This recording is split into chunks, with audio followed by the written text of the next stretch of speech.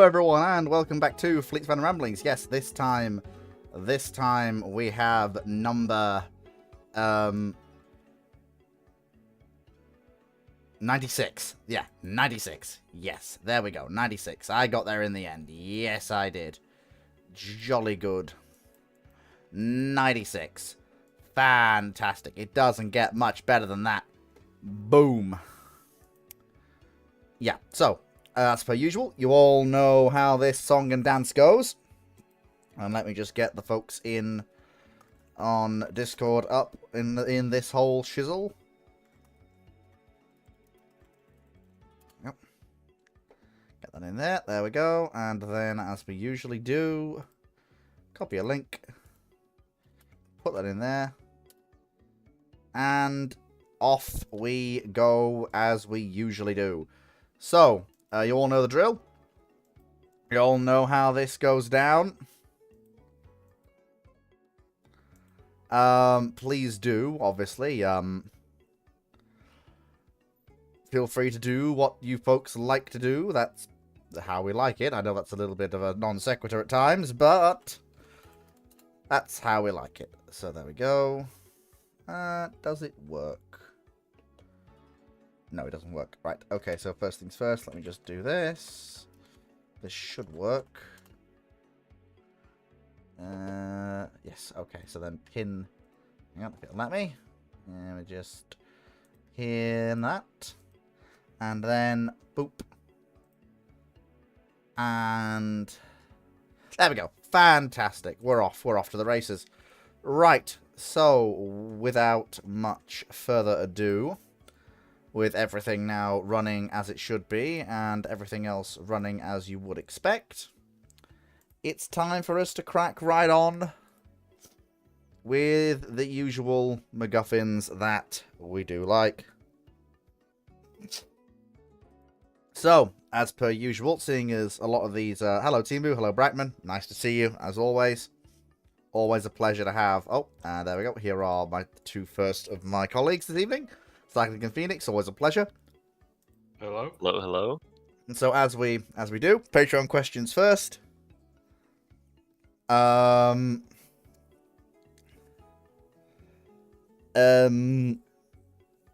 then we crack on. So Timu Locker asks, nice easy question. What's the weirdest fact you have learned this year? Weirdest fact I've learned this year. I'm gonna have to think about that one if the other two members of the panel want to go first. Weirdest fact you've learned this year? Oh God. I'm because I'm thinking I'm really struggling. Weirdest fact. That is Honestly, it's a tall order because I've heard a lot of strange things this year. Yeah, I think. Okay, here's a fun one, right? So when I had a classmate in the program I'm in, we were like doing research for a paper. This is an intelligence-related course. And they decided to do it on industrial espionage against the United States. And they found that one of the largest industrial espionage threats that the U.S. has ended up facing for a lot of the, back half of the 20th century up to, 21st century was not even like usual suspects of Soviet/Russians or Chinese, but actually the French. Because they do a lot of industrial espionage, particularly for the aviation industry. So that is aggressive. So we were French. Yeah. So we were like talking about our paper topics right before when we were developing them, and always we were doing research for them and over drinks, and he was just like it was just laying out this whole thing. And I was surprised. He was surprised when he was doing the research. Thought it was funny as hell. I would. Yeah, that is funny as hell. So the weirdest fact I've learned this year. Weirdest fact. Well,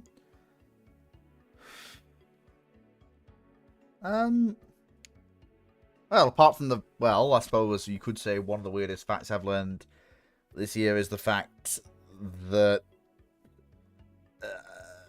I suppose it's still weird to me that I am an equal part of shipshape and I'm going to go and do all these amazing things this year and in the coming next half of the decade.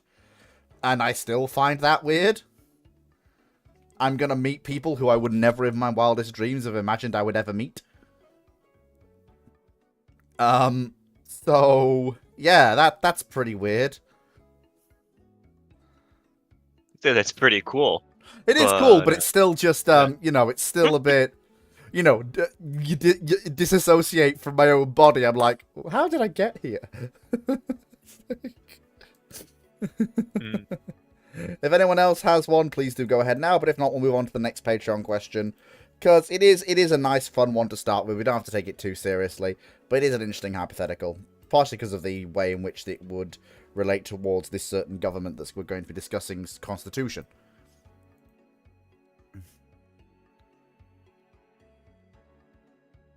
Now my guard's up. Yes, probably Oh, should no. be. Okay, so the next question is Brackman. Bit of a late entry. What would happen if today's Japan gets transported to 1st of December 1941? Are they fast enough to stop the attack on Pearl Harbor, and what would they do with the running campaigns? Well, the funny thing They is, wouldn't be able to. both those problems stop themselves, because if today's Japan has been transported to 1st of December 1941, all of that nation's military is within Japan and its territorial waters. Presumably it's replacing the extant Japan, because if it's transported, it's replacing extant Japan, and probably all of its military as well, which at that point means that all the Japanese armies in Asia, the Japanese fleet on its way to Pearl Harbor, just poof out of existence. And at that point, there's a lot of confused Chinese staring at where there were once Japanese troops going, where the fuck did they go? Well, you know what else happens as a result of that? Oh, apparently Brackman says it's only the main islands. So the Japanese metropole has been replaced, but the... Well, you basically see two Japans then, at that point, because I guarantee you the army in mainland Asia... The mainlanders aren't going to want that fight. Like, to be blunt. They don't want that smoke, and they know they'll get it. Eventually, it'll just take longer, and they know it. Because here's the thing. Mhm. There's a lot of their systems they rely on the US for that they don't have the domestic capability to make some very basic components for, because they just haven't. Yep. That's changing in their next generation set of systems, but those aren't there yet. And the other thing is they have to import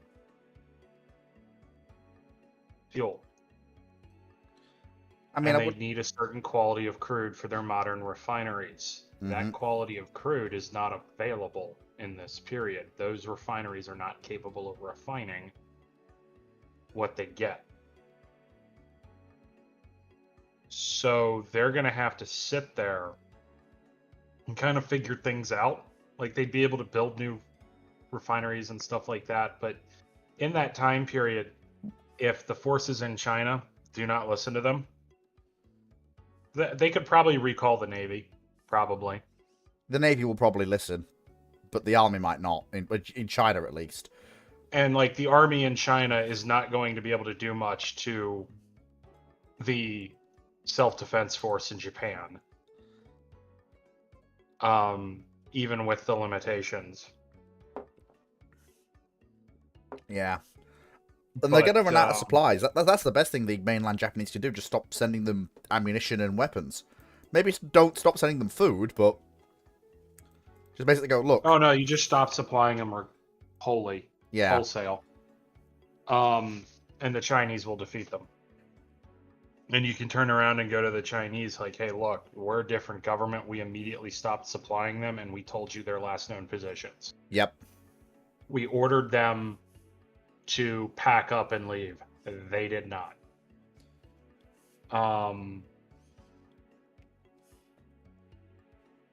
There's still the question of, well, the problem is what happens when the Chinese get to Korea and Manchuria. I presume the Manchurians will be left out in the cold. I think by about that point, at least Korea, the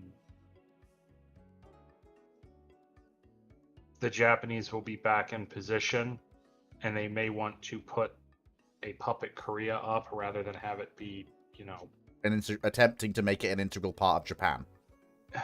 yes, I don't think they'll want to give it up. Probably not.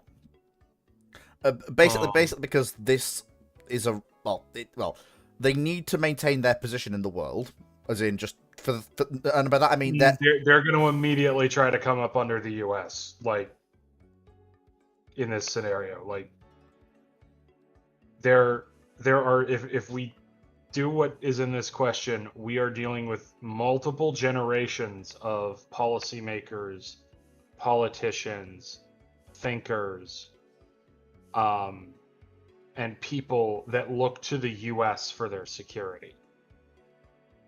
That's not going to be something they can easily shake off, and even with their tech advantage. It really doesn't matter. If anything, they're going to use that tech advantage to worm in. Oh yeah, and I mean, like, what better way to get security guarantees post-war and also access to things like resources, oil imports, etc. Isn't like I know they can't get tech imports, but and they're going to look at the Soviets and be terrified. By the way, because they know how the Soviets tried to deal with them. Yeah.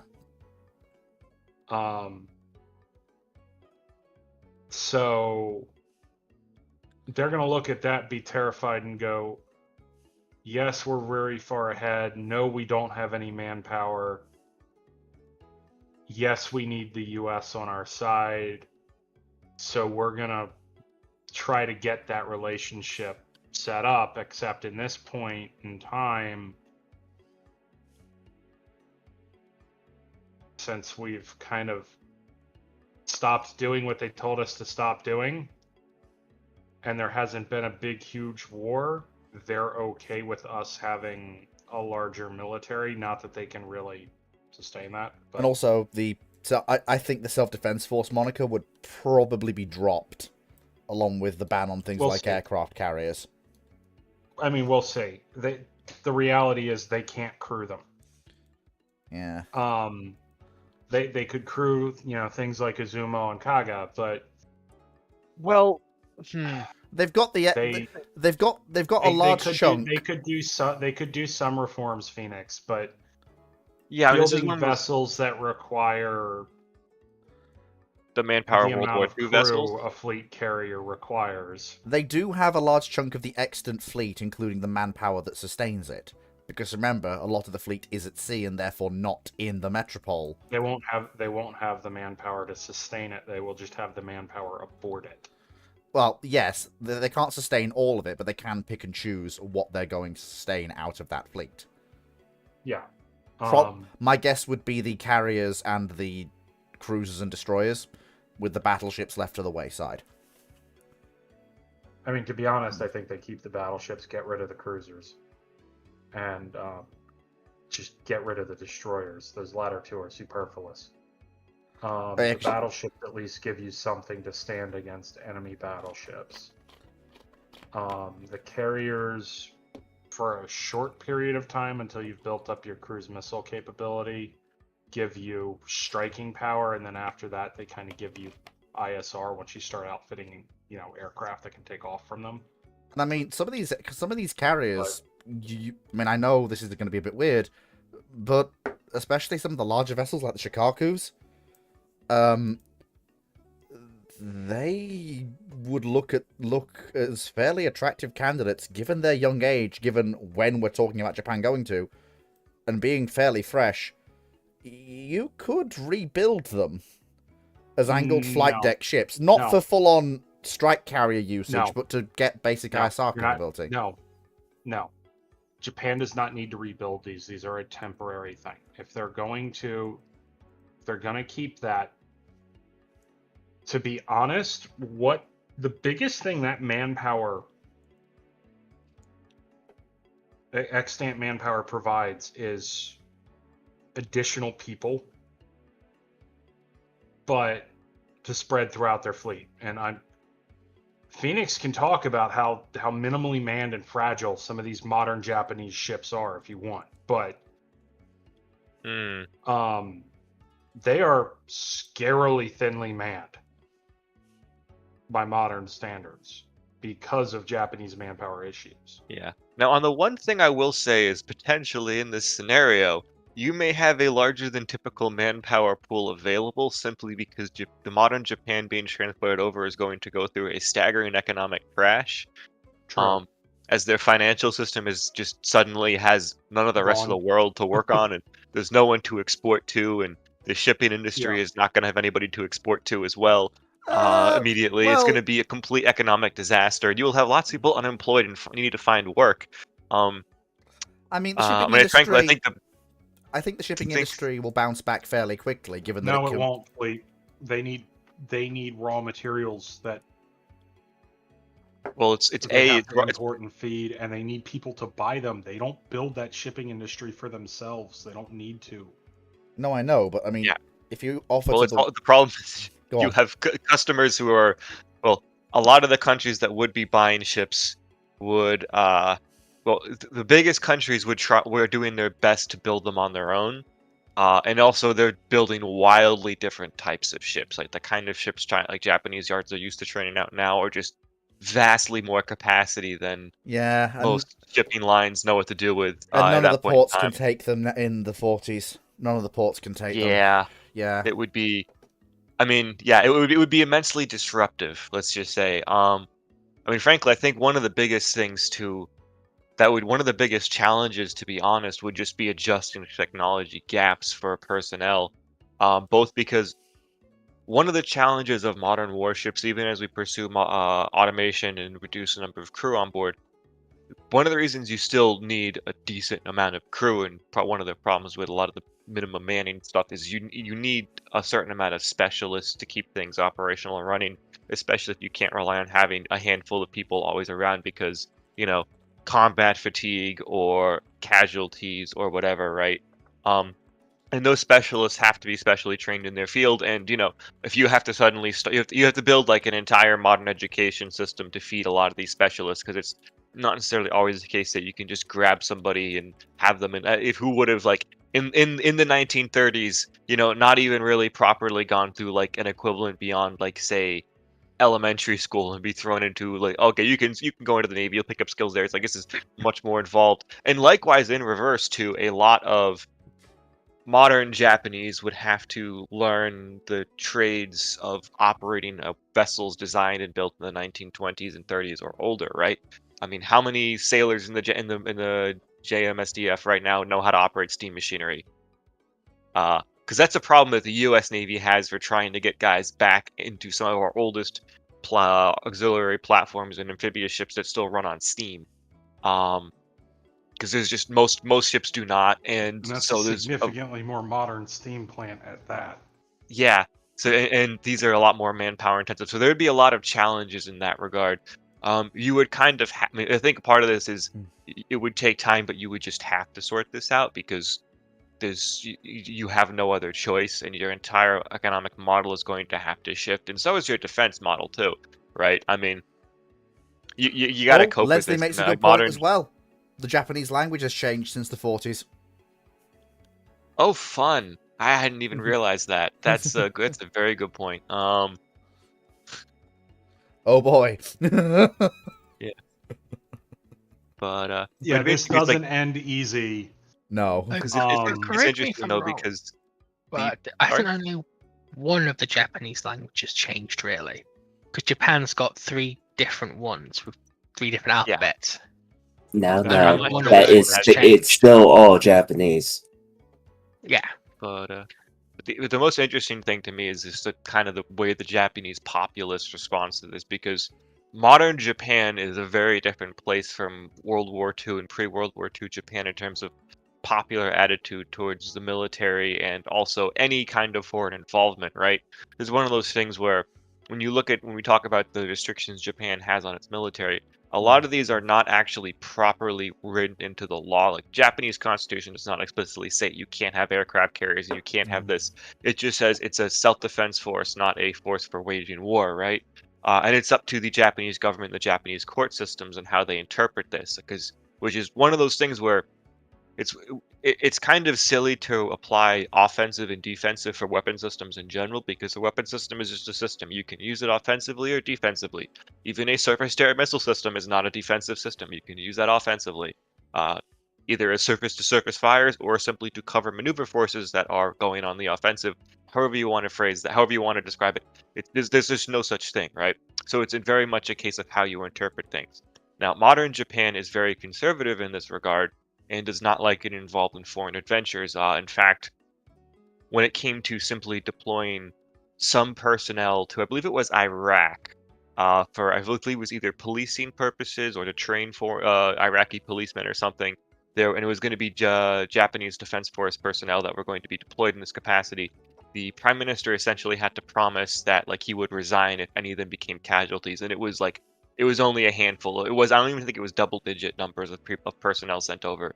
It's the society was just very much does not like this concept of sending people abroad. So it might be a case that there's really just not much of an appetite at all for what is still a democratic country, right? That if it goes back in time, it's still going to be a democracy. It just might not be the attitude to get involved in any of these foreign conflicts at all. It could become a very isolationist nation. Until it sees the rest of the world sort of develop in a way that it is more willing to interact with. In that regard, the United States is a fellow democracy. It can interact with on a one-to-one, but say its relations with a lot of the rest of What about Great East Britain? Asia and the Soviet Union could be very, very tense. What about Great Britain? Since we are also a democracy in this period. Yeah, Well, that that's would be imperial. interesting. Yeah, because you do have empire going on. I think necessity would sort of force them to want to work together, because at the end of the day, the British are also the largest financial system around, along with the Americans. And so if you're looking for people you can actually work with as trade partners and such, that's sort of your obvious answer. And to the degree that the rest of the world will be able to absorb the kind of goods that Japan produces and exports, which is going to be quite limited, because so much is just frankly so far beyond what the world of the 1940s could actually reasonably absorb. It's going to be the richest societies, which are those of the U.S. and Britain in this era, who will be most able to absorb any of this. Yes. Right, so with those two Patreon questions out of the way, we'll start with Discord, YouTube, as we so often do. And we'll crack on from there. Also, hi, Foxo. So, on Discord, YouTube Minecraft Watcher asks, who is responsible for the Junacole, and how may need to end up floating in Cherbourg Harbour face down for it not to exist? Junacole is not the responsibility of any one man. There are numerous people who contributed to its existence. But the problem wasn't so much the people who came up with the ideology. The responsibility for the destruction of the French Navy lies with one man. One single man. John Le French? What was he? What was he called? Oh, my name escapes me. 1 second. I have to go look him up. You're not kidding. Yes, here we go. Yeah. It was Admiral Theopold Aube. I think that's how you pronounce him. I will put a link. Basically, he was the one admiral when he became director of construction. He was so enamored with the concept of the Junacole that he did something that none of his other peers, even those who were enamored with the concept, ever did. He paused battleship construction. That one decision was the thing that led to the slide of France from 2nd rank to 3rd, 4th, or 5th rank in the terms of naval power. That one singular decision by one singular man. Because the Junacole had always been, prior to that, accepted by the upper brass in France, but had always been on the understanding that, while yes, this is how we will wage an offensive war, we do still probably need battleships to backstop it in case it doesn't work. And also, what if we're fighting somebody who isn't Great Britain, where we still have a massive advantage against them? which the French at that point still did. Mm. This One thing I would also, sorry. no, you go on, go on. One thing I would also add to this is it's also worth remembering in this era, Junicole, and this is not just the case for France, but this was also something that evolved beyond even just the purview of navies. This is an era when you have either constitutional monarchies or republics like France, where parliaments or senates get more involved in the process of how navies are developed and maintained. Which is what they previously not had this influence in Europe. And so as Junicole becomes a theory that evolves and enters the popular consciousness because of the newfound freedom of the press that now existed at this time as well, it became a political football too. And you had it juxtaposed in this era as, the old conservative admirals and the reactionaries on the right who favored the battleships, and then the liberals and such on the left who were in favor of a new system, whatever, and moving things forward, more modernist, right? And to the degree that either of this was correct, is debatable, but they become a political football back and forth, and so. It could also be the case. It was also the case that with flipping of governments and elected officials, that one theory would be favored over the other, even absent of military sense, but just in the nature that it became a political football, and the idea that this is the policy the nation should pursue because it is more modern or because it is more practical for whatever reason, right? And this is also an era, particularly for where you had cases where governments or senates would try and micromanage ship design or constraints, right? And for example, displacement caps. So for example, in Italy, this is where you get some of the smallest battleships they built that kind of get viewed as like second-class battleships or really powerful armored cruisers sometimes in the international system and foreign press, because they were told, actually, no, you can't build a battleship over 10,000 tons, or you can't build a battleship over 8,000 tons, which is immensely limiting if you're talking about very late ironclads or very early pre-dreadnoughts. And this is just a Senate or Parliament imposed limit on the Navy for the next design, and just independently of what the Navy might prefer at the time. And that's not to say that there were cases of Navy admirals who would welcome this because they did favor Junicole, but it was also that political influence that also played a role. Yeah.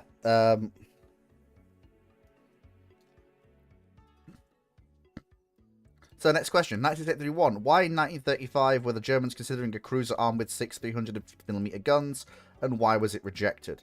I've been looking into this while we've been discussing the question, and as far as I can see, the only place that this ship exists is a World of Warships dev blog. I have not seen anything else on the internet that even talks about this ship.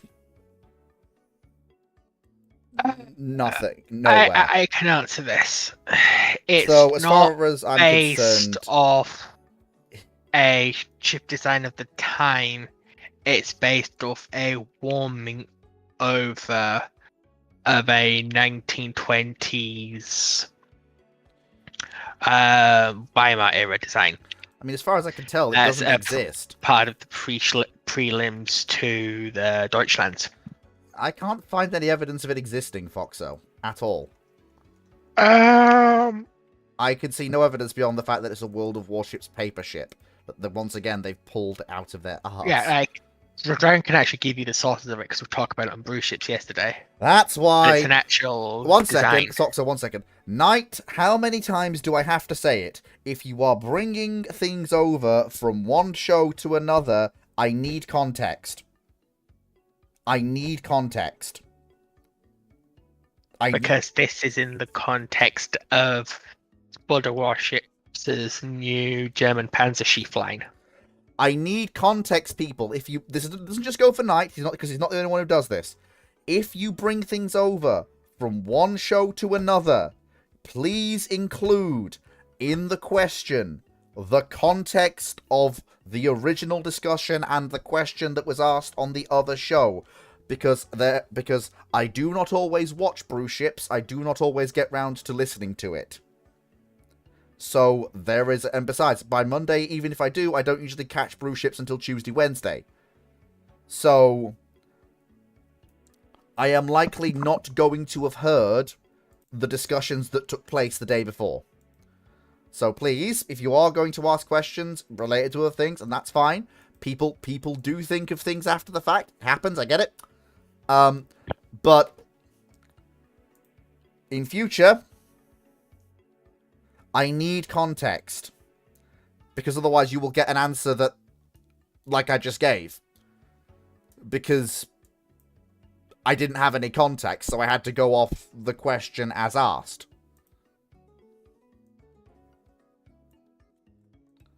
But in regards to the question as asked as to why it was rejected, because quite frankly, in 1935, the Germans aren't... It doesn't really fit a niche for the German Navy.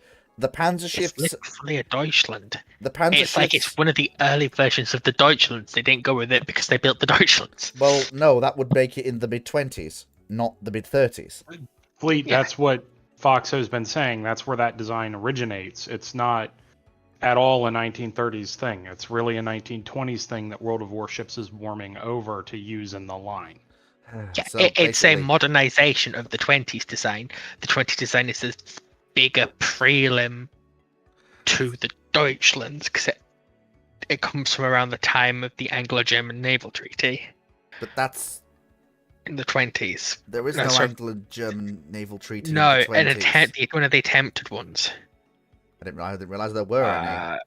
Yes, because when we get the Hmm. fourth attempt, and it's just that with a modernized AA fit and modified secondary battery. So basically, the answer to this question is they weren't considering a cruiser in the mid-30s then. And if they're building a cruiser like this, they're building Deutschland still. Yeah, like, the Germans decided what they wanted in a raider. Okay, next question, which is... It's basically a Deutschland, but it's using steam turbines instead of diesel engines. Akazuki asks, what if HMS Glowworm... This is a Discord question. G-Class Destroyer 1944 met the Admiral Hipper while the ship was still afloat in an operational capacity. In a straight-up gunfight, she can basically... In a straight-up fight, she can only do as the first Glowworm did. And I don't mean that in terms of ramming, she's only got desperate maneuvers available to her. Be that launching torpedoes, guns, smoke, and then retire. There's a good chance she's not even going to be able to get to a ram. The seas really helped her Yeah. Like, in weather conditions. Yeah, I'm sorry, but as despite the G's being better ships, the Admiral Hipper is still a heavy cruiser. And if it's in 1944, it's got It's the a benefit big, of... heavy cruiser, And it's too. also got the benefit of things like German radar-directed fire control in 44 by that point. And, you know, surface search radar, which the Germans I wouldn't did. want to be trying to. I wouldn't want to be trying to take what gun caliber did the G class have? 4.5, I think, but I will just check. I wouldn't want to be trying to take apart a Hipper with 4.5. And she's Good not even... gun, don't get me wrong, I but think it's 4.7. Oh, that's the no, it usual is. median No, it you know, is. caliber. 4.7s. Yeah. Like, Oh, yeah, that's that'll not make a much difference. better. Yeah, I Against wouldn't a want to be cruiser, trying to do it with a 5-inch. And for the a prob- destroyer against a cruiser of that size, your weapons are your torpedoes. Yeah, Um, like, there's every chance she That's could get lucky. your only- But the problem you've got is, at this point, the Hippers that remain in service in the Kriegsmarine by 44, they're carrying radar direction for their guns. They're carrying decent surface search radar. You're not And going to be they've able to had- sneak up on them. Also, they've also had experience using it and relying on it. Yeah, it's it's not going to be the same chestnut as it was in 1940. Next question. Knight 6831, who was the first British monarch to get a Royal Navy warship named after them? Alfred the Great. Next. That's... Well... Oh, fair enough. Okay. The I will... first monarch of England had the first British warship named after him. Who got a British warship named after him? Who could have guessed?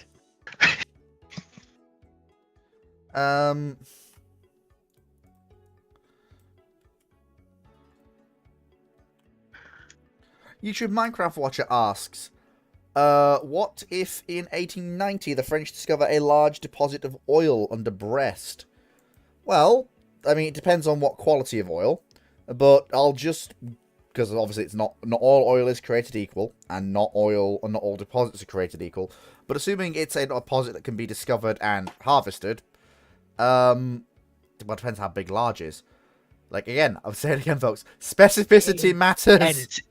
Is it in the bedrock, or is it off the coast? Yeah, specificity matters, people. Please, please, I'm please. assuming by in Brest they, like, I'm assuming they mean on the French mainland. But even so, I'd still like to know what quality of oil. How is it? Can they Quality get to of it? oil is far less important versus what kind of deposit is it.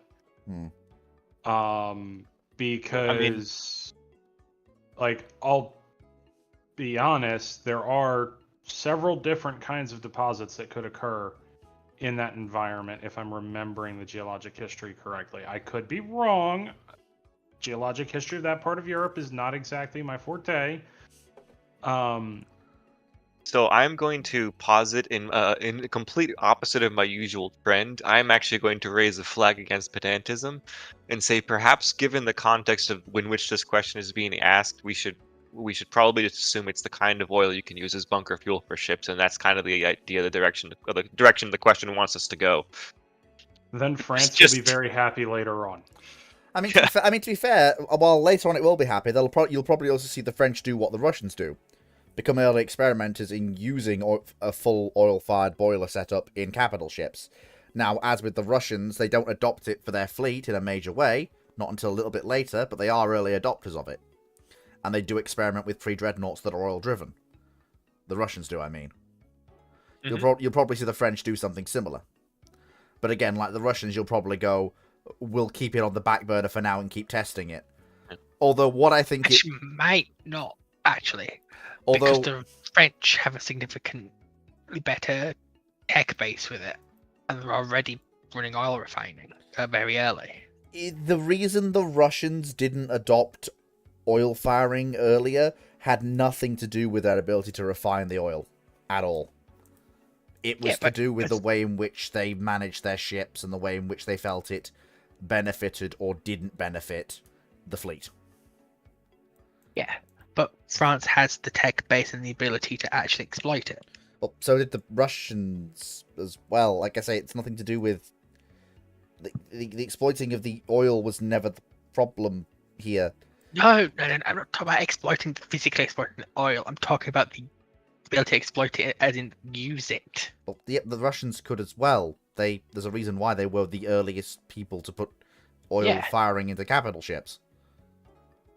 But for quite a while, they didn't have the ability to see it through. No, they absolutely did. They just chose not to. Because it didn't really fit with what they wanted to do, and more importantly, it did deprive them of the protective capability that coal bunkers did offer. Especially with some of the Russian pre-dreadnoughts they were building or acquiring, the extra protection of the bunkers was a decent part of the protection scheme, whereas oil tanks just don't give that same level of backstop or additional protection. Now, where I think you will see things come in is I don't think you'll see a coal-fired French dreadnought at all. I think you will see the French just go all in on oil firing when their dreadnoughts appear.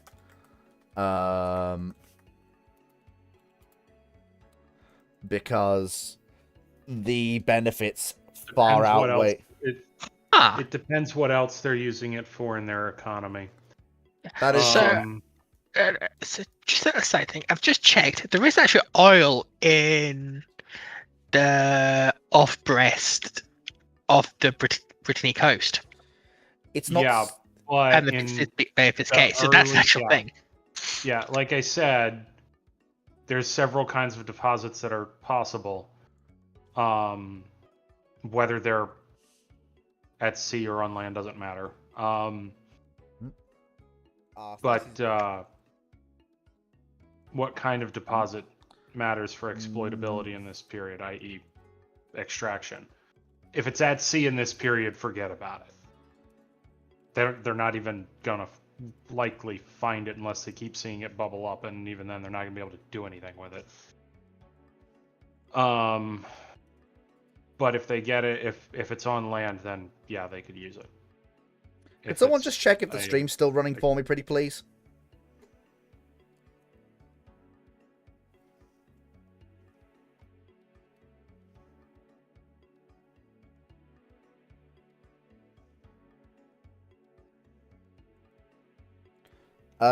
Anyone on the panel, just have a look for me.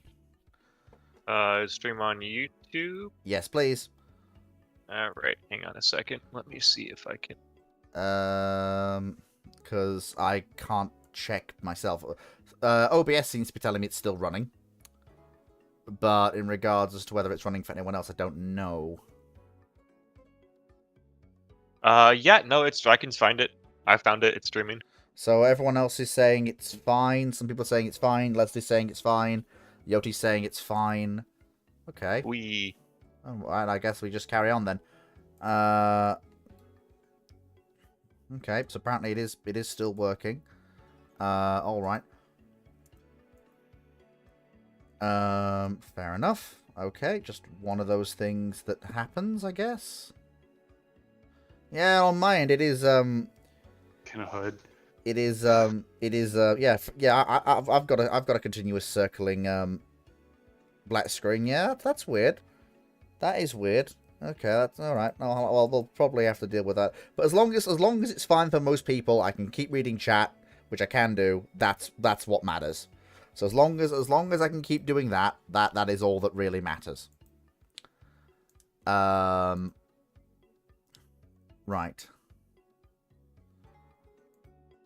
Okay. So after that brief little aside, moving back to the things at hand. So,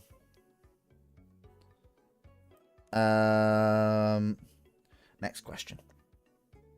Stephen Mayer, if the USS Oregon is concreted in place similar to Mikasa as a museum ship, I assume you mean, what are the chances that Oregon survives World War II? And if she does, would she in better or worse shape than Mikasa is today? I think you're probably about the same. If Mikasa also benefited from some significant TLC right after World War II, I believe. Yeah. Like, if Oregon is put away as a museum ship, then it depends entirely on the culture that surrounds her as a museum ship. Like, if she's seen as something that's worth preserving through the interwar and post-World War II period, then she'll likely be in as good a condition as Mikasa is, and she'll survive through to the point where preservation of ships really takes off, and then, you know, will get all the TLC she needs.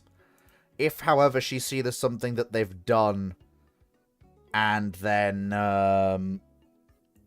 you know, and then it's like, just leave it alone and have like a ticket booth there and people can go on board and have a look, and that's all we're doing, then she is probably going to have rotted away by the time people come to try and preserve her. Just because of the action of concrete on iron and steel.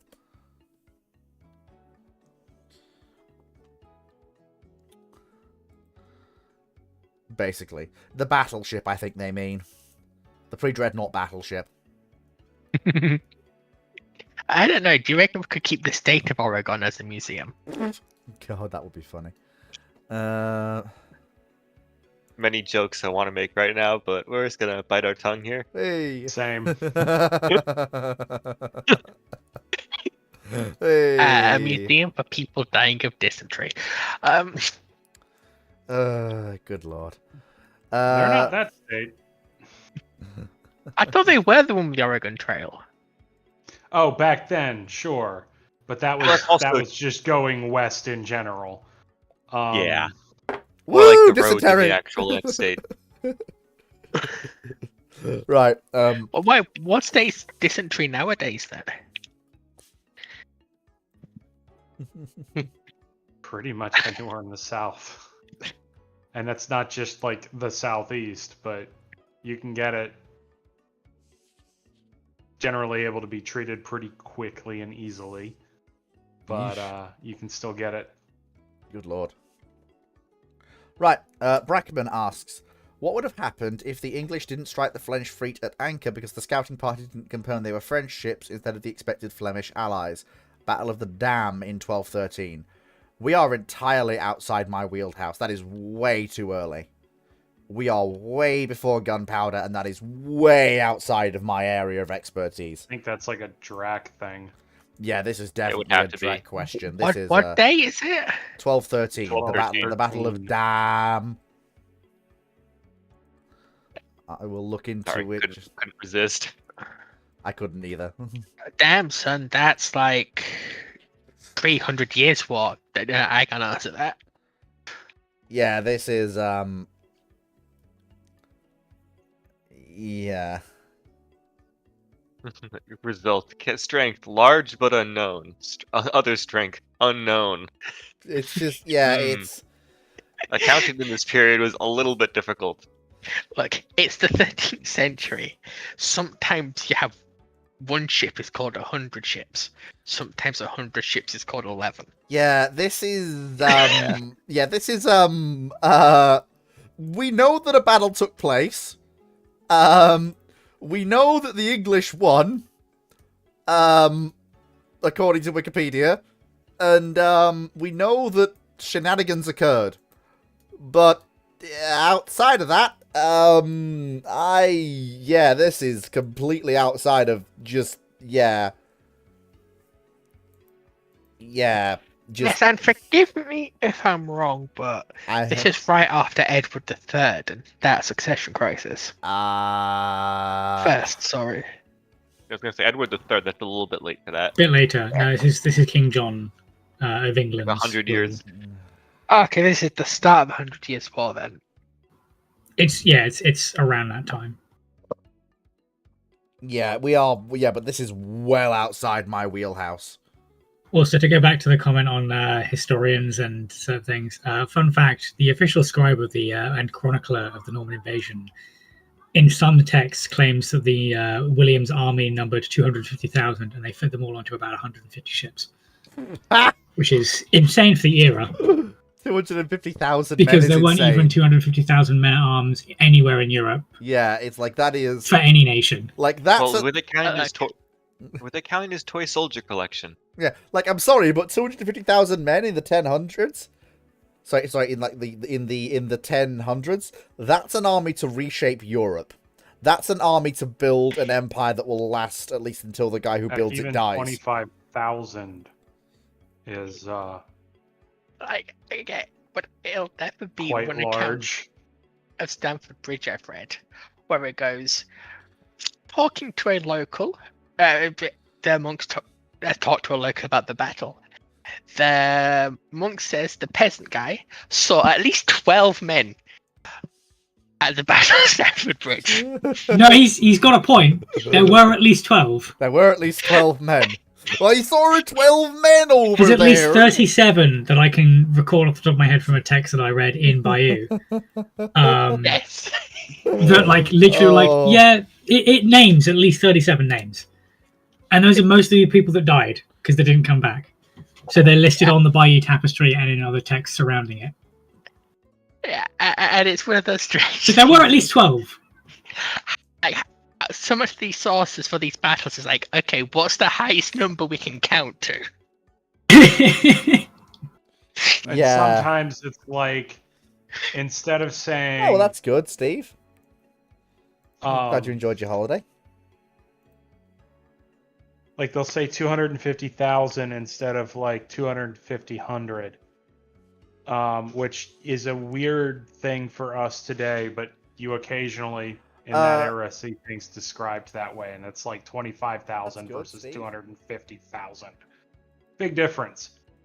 Yeah. Yes, because I know that in the Ming conquest campaigns, what we know of, they don't specify how many men were in the battle. They say how many men were on campaign, Oh my which god, is how that's... you get those absolutely ridiculous battle numbers. Oh my god, I love that. See, that is quite literally my sources that I made it the fuck up. it's less the fact that like people make it Was up. revealed to It's be more an the fact that like source T.J. Kaczynski, known for other work. Oh, good It's lord. it's more the fact that people tend to be like, all right, I've got a number. It's at most William probably landed with just under 10,000 men. At most, if we fully stretch the imagination and look at how supported he was in France for the rest of Normandy, etc. Most he would have landed with would have been around 10,000. The Chronicle looks at that and thinks, I'm counting about 2,500 on today who are currently mounted on the ships, making sure everything is set and ready to sail across the channel for like 4 days, because fuck me, sailing as a fleet in that time is chaotic. So I'll use that. Oh, that's only a fraction of what's that? What kind of fraction? Okay, 10%. All right. I'll make this sound better. We've got 25,000 total. Then he misremembers it when he gets back home, or writes it out and can't read his own writing. He's like, it's 250,000. That makes sense. Yeah. A lot of it is more to do with the fact that people who do know the statistics and do know what it is that they're saying either misremember or just kind of don't read their own handwriting. Yeah. Add Right, an okay, I extra feel like- zero somewhere. and Yeah. how Well, I they were think they see it counting. because of like a weird scratch that looks like a zero next to it. Yeah. It could be anything like that. Yeah. But the case is that 9 times out of 10, they're still one of the best sources. Excuse me, because they are a first-hand account, Nice little and tangent. some of that does get confirmed by other sources, such as the opposing side. When they're like, "Fuck me, that's an army of 250,000 over there." How did they get over the channel? Did they just Did they just like daisy chain themselves across the channel like a massive land bridge made of men in armor? Yes. Right. Like, Okay. Their Right, horses. right. So, okay. Can Okay, we can I wrap this just up? to point out one more? Yeah. Can we wrap this up? One of the best sorts of the Great Heathen Army in the same text, when we're talking about Ragnar Lothbrok and Sons, states that they come with a 200-man army, a 2,000-man army, a 20,000-man army, and a 207,000-man army. Like, hang on. The previous multiples were like all fine. Where'd the extra 7,000 fuckers come from? Well, you see, And then you Wouldn't find you love that to know? it was a coffee stain. 20,000. Then you find that the 20,000 number comes from it being translated into early modern English by the Dutch. Oh, that's right. Oh, Dutch. The Dutch. So, according to Anglo-Saxon sources, there were either 200 blokes there or 200,000. Yeah. Right. it's honestly more likely to be the 2,000 mark, considering a lot of how the legend has been picked up and the way that it tends to go. Even the Battle of Lindis, like the raid on Lindisfarne, like the first time that Ragnar allegedly came across and landed, he had 20 guys max. Yeah. By the time he and his sons are rocking around and his sons take over when he's killed by King Athelbad, his legend and saga has grown sufficiently that there are people who want a big slice of that Christian pie. So now that it's fully within the realms of possibility of 2,000 men coming over in either one crossing or multiple, and that army building, as we saw during the Danelaw.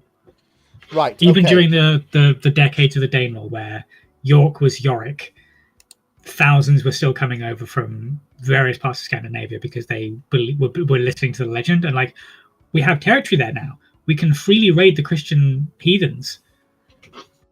Right. Okay. Fantastic. Shit's easy. Yeah. Right. Okay. So, Stephen Mayer asks, the hull of HMS Repulse, the Royal Sovereign, 1890 edition, is replaced with the hull of HMS Repulse after launch, 1910, aka the Battle Cruiser Repulse.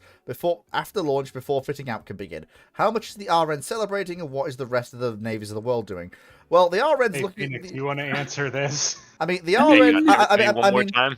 Okay, so the hull, so a hull that is ready for launching. So HMS Repulse 1890, so a Royal Sovereign class, is replaced with the hull not fitted out of HMS Repulse, the 1916 era battle cruiser after launch, before fitting out can begin. How much is the RN celebrating, and what is the rest of the navies of the world doing? So here's the problem that I have. First and foremost, Where do you put the damn thing? With a hull this big in 1892, by the way, is when Repulse launched. Or was commissioned, rather, so it's probably 1891. Also, what the fuck does this thing run on? Magic, because, as I recall, the battlecruiser was fully oil-fired. Yep. What the fuck do we have that can run this thing? Well, thing is, Whale oil? if she's still an open hull, you know, launched for fitting out, which she is, she's not a fitted out ship, the scope for rebuild and reworking is there. Sure, it gives some, you know... Secondly, despite the fact, it's important to remember that ships of Repulsor's size do exist in the 1890s.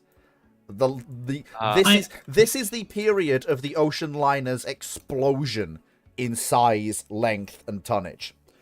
This is the period where the transatlantic liner gets big TM. Yeah, but hoods. No, but Repulse is not big. Repulse Repulse is approximately 794 feet and 1.5 inches overall. That's 242 meters almost exactly. And that's just her length. Her beam is 90 feet. Her draft is 27. I misread that for a second. Thought I said 72 feet. Fuck me. It's 27 feet. This is how you get 250,000 Normans. You misread things. We found it. That's where they were. They were hiding in Repulse. By the way, fleet for draft scale,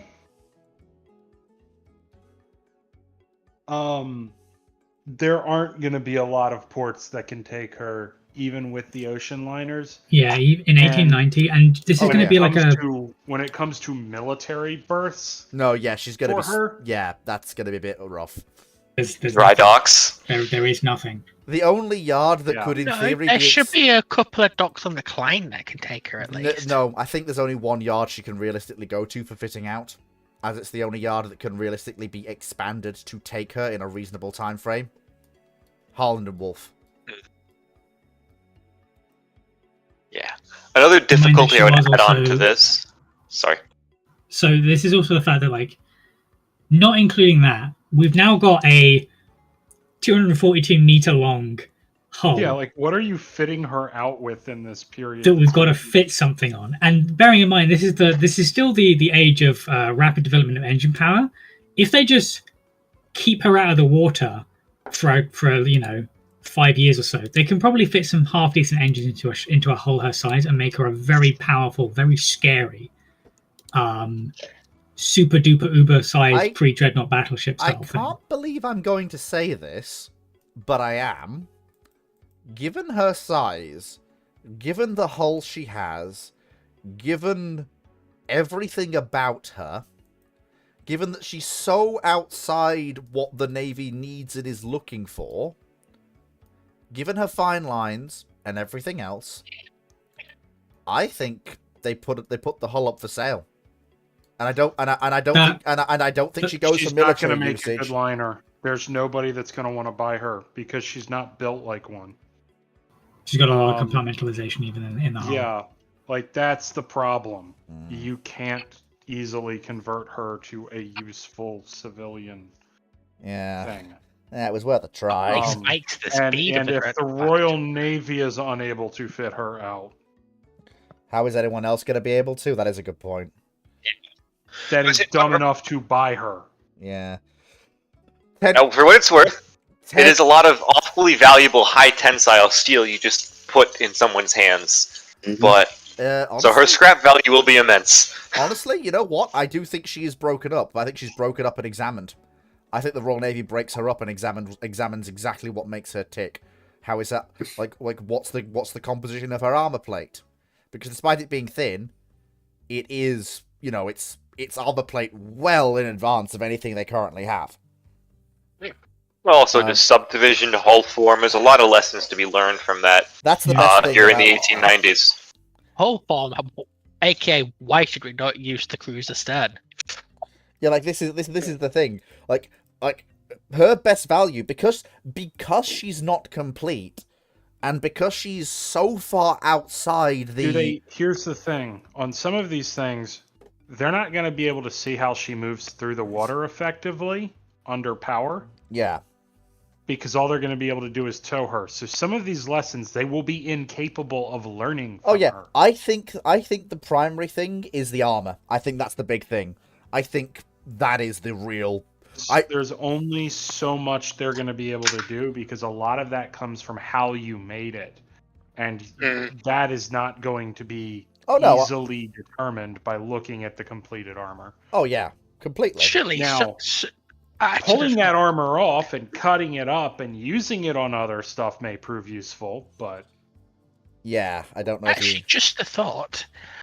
She's not going to have carbon because she's going to have full oil fuel tanks. She's going to raise some eyebrows. Yeah, people are going, hang on a minute. Hold on. If we go back to the idea of selling her off, they might not break her up initially. What was HMS Warrior doing for like 100 years? Yeah, she might get used as a barracks hull. Barracks hull. She might get used as a bunker ship, because for about 60 to 80 years, HMS Warrior was hulked and made into a coal ship, where she was just a coal storage barge. Honestly, yeah. And it was pure happenstance. She was actually recovered properly. Yeah, with a hull that size, there's a lot of uses it could be turned to. Yeah. So, like, they might not sell her on, but they might just repurpose the hull after they've taken off all these fancy-looking armor plates and find out why is there this much subdivision in a ship this massive? Oh, and of course, have a look at the turbines and go, what the fuck are these things? Well, if she's still a hull, the turbines won't have been fully assembled yet. Yeah, I'm not sure. Because this is the one thing I don't know. What state was she? Hang on. What state was she in when launched? What was she fitted with and what not? I know she wouldn't have a superstructure. She wouldn't have any armament. I think she'd have her armor, and I know she'd have her prop shafts. Belts are usually added and fitting out. Really? Belt? Yes, she's got the bracing for the belt. She's got the shafts, and she's got the fuel tanks. And she's got parts. She's got everything aside from the turbines itself, engine-wise. Okay, so not having the turbines is a bit of a damp squib. But... Gearing. She's got her gearing. Oh, ooh. Gearing. Because the thing is, you can actually apply gearing to triple expansion engines as well. Funnily enough, you can do it. High strength, high horsepower gearing.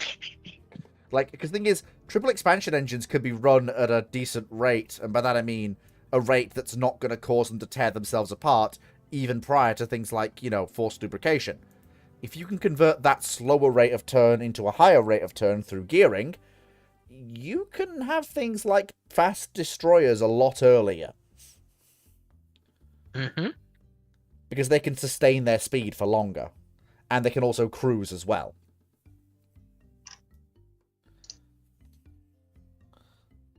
This gearing literally just finds an entire US gearing class destroyer in the Hull of Renown. How did you get here? That would cause some That's why I eyebrows. reacted with him. Oh dear. Right. Do we have a photo of when she was launched? Not on the top of my head. Actually, how would I'm quite curious about the fact that she was launched with her armor plate, because that's extremely unusual for belt at least. Bits of it. The war is happening at the time. Because usually you'll get some features of deck plating that'll be in, but not belt. And a lot of the deck plating in this area isn't even proper armor steel. It's just high tensile steel that you just layer together. So, from what I'm reading, it was actually did for a balancing thing when launching her. That's interesting. So she had bits of the belt, and she had belt backing. Well, okay, yeah, you'd have the seating for the belt, obviously, because usually you have... The belt is usually secured on wood. Oh, the barbettes are in there. Oh, there we go. A photo of her. Oh, God, you can see it. You can actually see parts of the belt are on. That looks like the where the belt is supposed to go. It looks like it's cut into the hull, but... No. Right amidships, to the left of the There's a small little piece of it. Oh no, yeah, you can see it because you can see like Interesting. the darkened plating is the backing, Yeah, like and you can see there's some there sensors is have been put on there is at least one piece of belt armor on that ship. on that side. Yeah. That's interesting. Yeah, so it's more than one piece actually. It looks like it might be a couple pieces actually. That's really That interesting. does point to Oh, them yeah, no. needing to balance her out for launch, Yeah. and so attaching a few pieces in a couple areas. Yeah, see, I found that image, Sea Dollars, of her being Bringing that fitted up out. on the I'm bringing that up on Ramblings. Where are we? Where are we? Here we go. There we go. Bring it up on Ramblings. But yeah, because usually you try and keep launch weight down, so you try and launch the vessels without their belt plate. Oh yeah. And that's also part of why you can, well, as they did with the Renowns, which most ships aren't really designed for this to be the case, only for repairs, but you can take off individual pieces of the armor belt and replace them easily. This is one of the disadvantages of internal armor belts. Yeah. That's like, but with external ones, you can just take parts of them off and replace them. Usually just from battle damage. In the case of the Renown class, they actually just wholesale replaced them with thicker plates. Yes, they did. But like, yeah, go from 6 inches to 9 inches. Yeah. Yeah. But, But yeah, that is an interesting image of her actually, being launched. That is really cool. Mhm. This is the part of warship, construction that you don't often see images like this. Like, you usually have images of, like the clean bits of the launch and everything else and fitting out. But not images like this where it's just immediately after they've left the slips, and the tugs have come in. Or if you like, yeah, I mean, it's funny because it depends on if you go into archives sometimes, or if groups upload their archival material online, you can get like video of launches sometimes, which is really cool. Like there's a whole bunch that exist for like Italian and French ships, for example, that I know of, and U.S. I believe, but I'm not sure. I haven't looked at British, but I'm pretty sure they exist. I don't remember if this was on Wikipedia or another forum that I was on recently. I say recently, like 6 months ago. And someone had uploaded what was effectively a recreation. Like they'd stitched this together in Adobe Premiere or something of one of the French pre-dreadnought battleships of the Misfit Squadron, like being launched.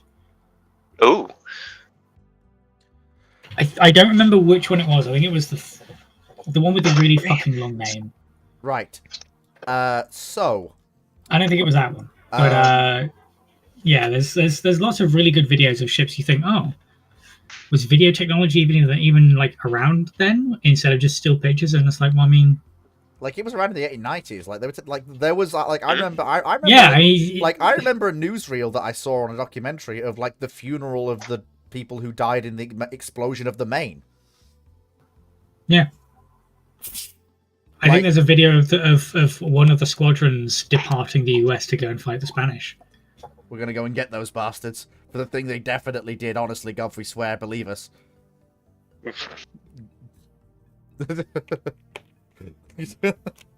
Literally, the US. Remember the Maine. Who can forget it?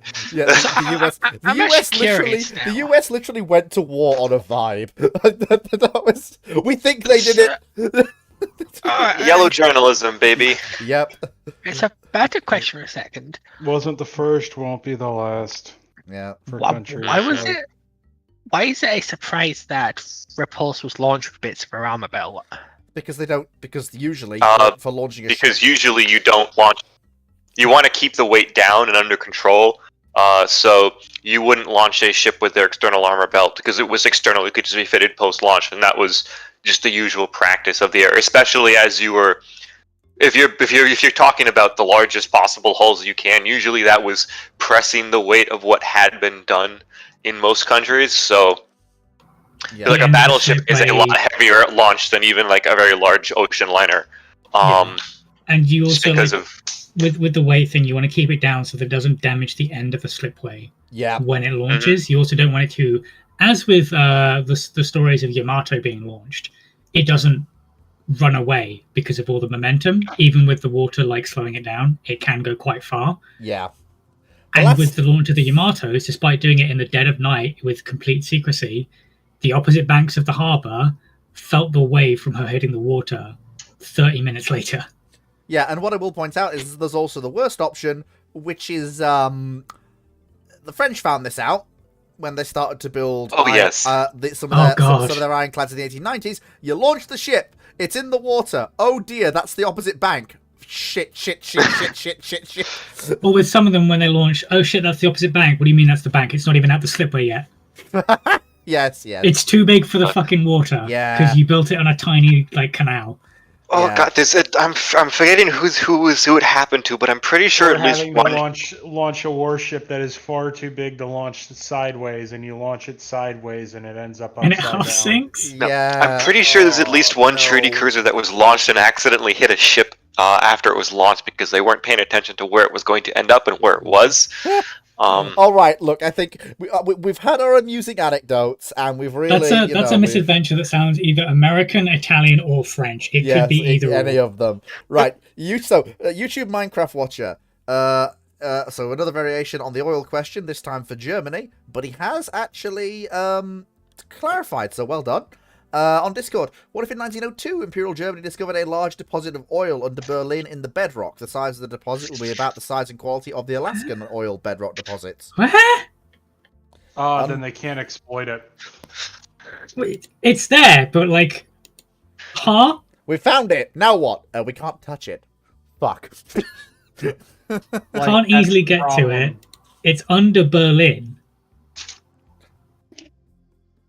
Huh? I mean, Well, I guess we're leveling the city, boys. It's Now not that we'll- it's not that bedrock is impenetrable. It's more the fact that it takes a lot of work to get through it, particularly in a place like, say, the middle of fucking Germany. yeah. Did the technology exist at that point in time? Because that's also What was the year? In 1902? No. No. Not yeah, really. because I mean, this is one of those things where, for example, people one of the favorite World War II. What if this happened before the war? Where it's well, what if the Italians realized there was oil in Libya, which they had some idea it was there, but the only people who remotely had the technology to actually explore and not even technically properly exploit those deposits as they exist, right, in 1938 to 1940 are the Americans. And only just is there a reason those oil fields really weren't developed until 20 years after the war? It's just sometimes you just run into just technological limits as to what can actually be accessed. Same thing with any offshore oil.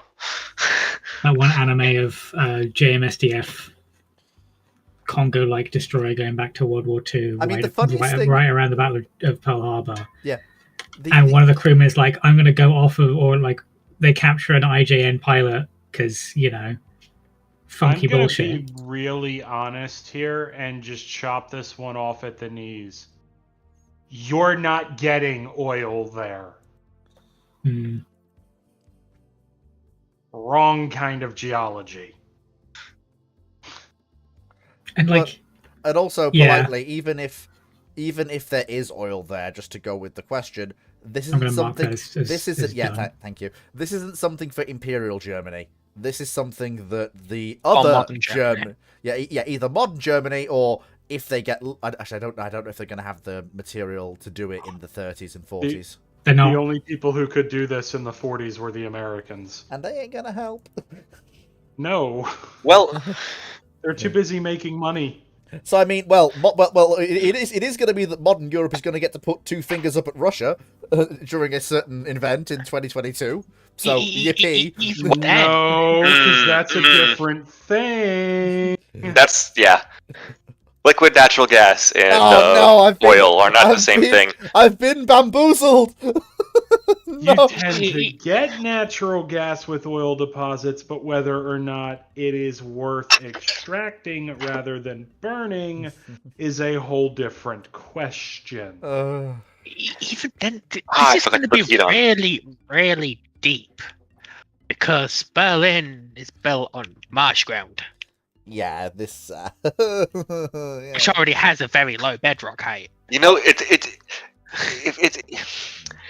It's weird to me that how does the joke go? If I had a nickel for every time that national capital was built on marshlands, I'd have actually more than 2 nickels, and it's really weird that this keeps happening. What the hell is wrong with people? Please, Why do they keep stop building their building. capitals Very, next to very much the wearing case of wind if I had swamps? a nickel for every time it happened, I'd have a couple of $100 at this point. Yeah, Also reminds me of the quote.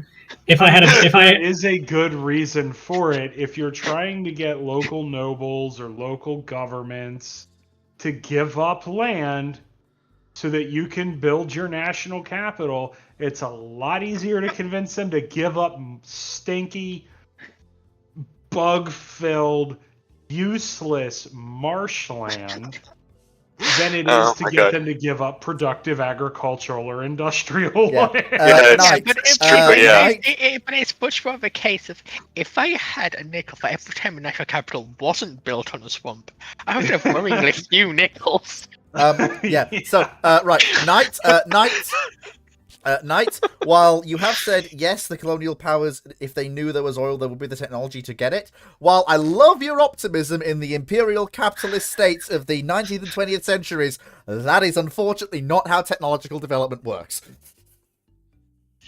I love your optimism in imperial capitalism, but There's a lot of material and mechanical engineering involved in just creating the drill. Oh, god damn it. If I had $1 for every bullet I had, I'd have 25 cents. firearms. Right. Sorry, I'm playing 9683 Fallout and I need Yeah. bullets. Yes. He needs more bullets. He needs more bullets. He needs bigger weapons. About to go, oh, you got a license for that? It's, you have a license for the Fallout? apocalypse, and I'm death walking the earth. I don't need a license. 96831 asks, what would be more for the Germans to build post-Scharnhorst? And I'm reading the exact word due to the question. What would... I know Lat's listening, so if you want to give a clarification, please do so. But I will read it verbatim. What would be more for the Germans to build post-Scharnhorst? The World of Warships Tier 10 Prince Aldebert armed with 9 350mm guns, or 2 Bismarck class built to treaty limits with 8 330mm guns. Do you mean more sensible, easier? I think there should have been a word after that, more, that is missing. Build the Bismarcks is built. Just build the Bismarcks is built. It doesn't Well, I think matter the other old- ways, and it's a waste of resources. So do I it. think better. Well, is to be fair, he probably did the- say treaty compliant, which would imply, and he's going for the smaller gun routes because it is so. Something to keep in mind with the Bismarcks is they did actually start out with or at least some early ideas were 13-inch gun ships. But the whole thing is Richelieu then happened to counter the Littorio class, so the Germans were like, well, we need 15-inch guns now. So there is that pressure on you. Not to say that you can't build a treaty battleship with 15-inch guns, but it probably won't actually be 35,000 tons. But then again, nobody's battleships were 35,000 tons, so, big whoop. Hey, the British were. No. No. I mean, when they started building them, No. they were. I mean, By the to be time fair, they launched, they weren't. they were to be fair, they were the closest to treaty legal out of any of the treaty fast battleships that weren't, Dunkirk or Strasbourg, which are only treaty legal because they're so much further below the treaty. But they still were over by at least 900 tons. Wasn't Bismarck Steve, originally planned to be turbo electric? I forget. Steve, Mostly. the Nelrods, yes, by technicality, were 33,500 tons. But that's only Hey, as long as because they're below- they legally They- cheated. Well, no, it's I the love Nelsons. it. Technicality, so are the U.S. ones. It's So- just there happened to be extra room for So more the- shells at wartime. The Nelsons were not yeah. built for that particular part of the treaty. The Nelsons were built because the Royal Navy said, well, if everyone else is getting 16-inch armed battleships, we are too. So they got a very special provision allowing them that kind of thing. Yeah. And the British themselves said, we're going to try and make it fit within the treaty anyway, because we just kind of for want to do that reference- for some reason. Just for reference, They were That's the close whole enough. reason they were under the treaty limit. They are 33,000 ton standards, but their full load is 5,000 tons. And given heavier. how the U.S. already had 3 Colorados, I mean, Yeah, it Yeah. was kind of. I mean, bad. the Nelsons still weren't realistically over 35,000 tons standard. I don't think. No, I they haven't weren't. actually done the check for that. They But weren't. yeah, no. When it comes to actual treaty displacements, the North treaty Carolinas and battleship. South Dakotas are all between 37 and 38,000 tons. Richelieu is Like she's like 38,000 tons, give or take. Littorio is like 40,500, and then Bismarck is Bismarck, and We don't. But, yeah, just the bloat on Bismarck that is ship. Iowa tonnage nearly. Yeah, it's the worst thing Yeah. is that literally you had the team that designed the Scharnhorst were starting to work on this ship and then immediately got shunted out and the infighting began. That is one of the main problems that leads to Bismarck.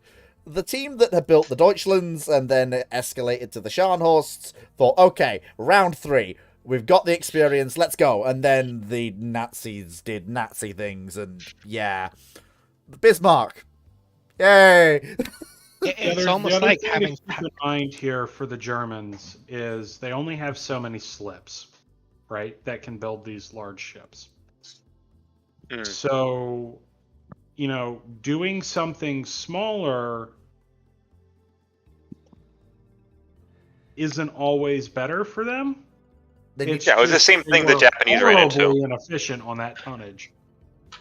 Yeah, it was the same thing the Japanese ran into too. Apart from like- these ships aren't actually that smaller. They do have less capability, though, than the IRL Bismarck, just because of the lack of the size of the guns. But Dragon is right, these are large ships. Yeah, and that's what I'm getting at is like you're not getting Germany anything here, Not really. Mhm. and you're still not treaty compliant. Mhm. Yeah. Does Germany have to be treaty compliant because they're not a party to it? They are. They are. They are They have after the the- Anglo-German naval agreement. Yeah. Oh, this is way too much sauce. Damn. Um, Sorry.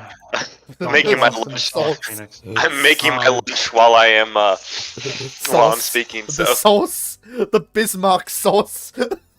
Wow. I'll let the the Italian. ratio of ravioli to Uh, tomato sauce here is just completely off. This is why My I love ravioli rambling. trying to swim. Oops. This is why I love This is rambling. supposed to I happen. didn't. Oh wait, you are from New England. That checks out. Have you Keeping with considered the half a raviolis. kilo of cheese? Turning everything into a soup or boiling it. Okay, all right. But out of these two options, I think the tier 10 Prince Albert, whatever that is, with 9 350s, is your best bet. As long as you free him from the Form can. of H41, isn't it? It's No, 9 350s in a 241 aft, 4 triple 150s, 2 per side, 141 aft, and 9 twin 9.2. Not 2. That would be far more fun. 9 twin 128mm guns plus a whole bunch of AA plus 4 torpedoes per side. yeah. They didn't exactly have those fully around. I'm assuming those are the dual-purpose mounts. Oh, Yeah. that's why I couldn't find it properly. He 128 misspelled is it. the It's offense, yeah. Adalbert. Yeah, it is. Aldebert. It's the new upcoming one. Like I say, out of all of your options, obviously I'm just going to go with the big guns because the secondaries, they wouldn't be that in this, My big issue with those guns is they are World War One era guns. Yeah, they are Oh, worn no. They over. mentioned to be on the 1919 mount. Yeah, The Wait a German second, what World War caliber are One, they again? 350mm. 13.4. Oh no, so they're going to be light as. World Oh. War II German shell designs are already light That's enough, a but like the weird World War I ass designs are secondary just. layout. Hold on. So this is effectively an enlargement of the commerce raiding cruiser idea that they had, Oh, yeah. essentially. So this thing is not meant to go toe to toe with most capital ships, if any. This could probably barely hold its own against a Renown if it gets the drop on it, which in 1940s, Tiki. someone has fucked up royally. If this thing gets the drop on a Renown, even Repulse, but at the same time, this thing is mostly Very just meant often to. happened. I mean, the Japanese did, but that's a different story. Aircraft are hard to defend when there's 2 ships. The thing this is Hey, meant there to were some do. destroyers. There were. So the thing that this is principally meant to do is to sail out with other panzer shifts at full strength or solo and hunt down and take out, possibly in company with, say, a wolf pack or even with a goofy let's call it a converted carrier, let's call it a shitty built carrier, And to then raid commerce. yes, This is meant to hunt down convoys. This is meant to Yes. hunt down commerce. yes, Nothing else. yes, That's Well, that's it's gonna kind of all really it could do. suck if that convoy yes has and an no. R. yeah. But what Yes I'm and no, because Yeah, it is. yes and no, because the design which they took it from, because they partly made it up, is it is actually designed to take on battleships, quote unquote. But it's able to take them on, hit them hard enough so that they can't properly hit back, and basically go, that's a nice heavy cruiser you have there. That's a nice light cruiser group. Goodbye. That's ambitious, but good luck to them. I think that But, if they just, can just again very quickly address get- something that Steve Clark has said. World War One guns, and so is the design for the 15-inch they fit to the Bismarcks. No, the 15-inch they fit to the Bismarcks is like the 11-inch they fit to the Scharnhorsts. It's an outgrowth of those World War One era weapons, but it is not a World War One era weapon. it's a modernized design. Yeah, it's That's what I say, but still has the breech style of the World War One guns, not Well, World War Two guns. no, that's yeah, just but crop breach. that's far less of an issue. Yeah, These are At least the straight shell up is like 50 World kilos War One. heavier. Still light, but it is heavier. yeah. This is the thing that Dragon's saying is that, as he said, these aren't warmed over 13.4s from, as in like these aren't a design based on the World War One 13.4s. These are, as Dragon said, literally supposed to be the World War One 13.4s. Isn't that right, Dragon?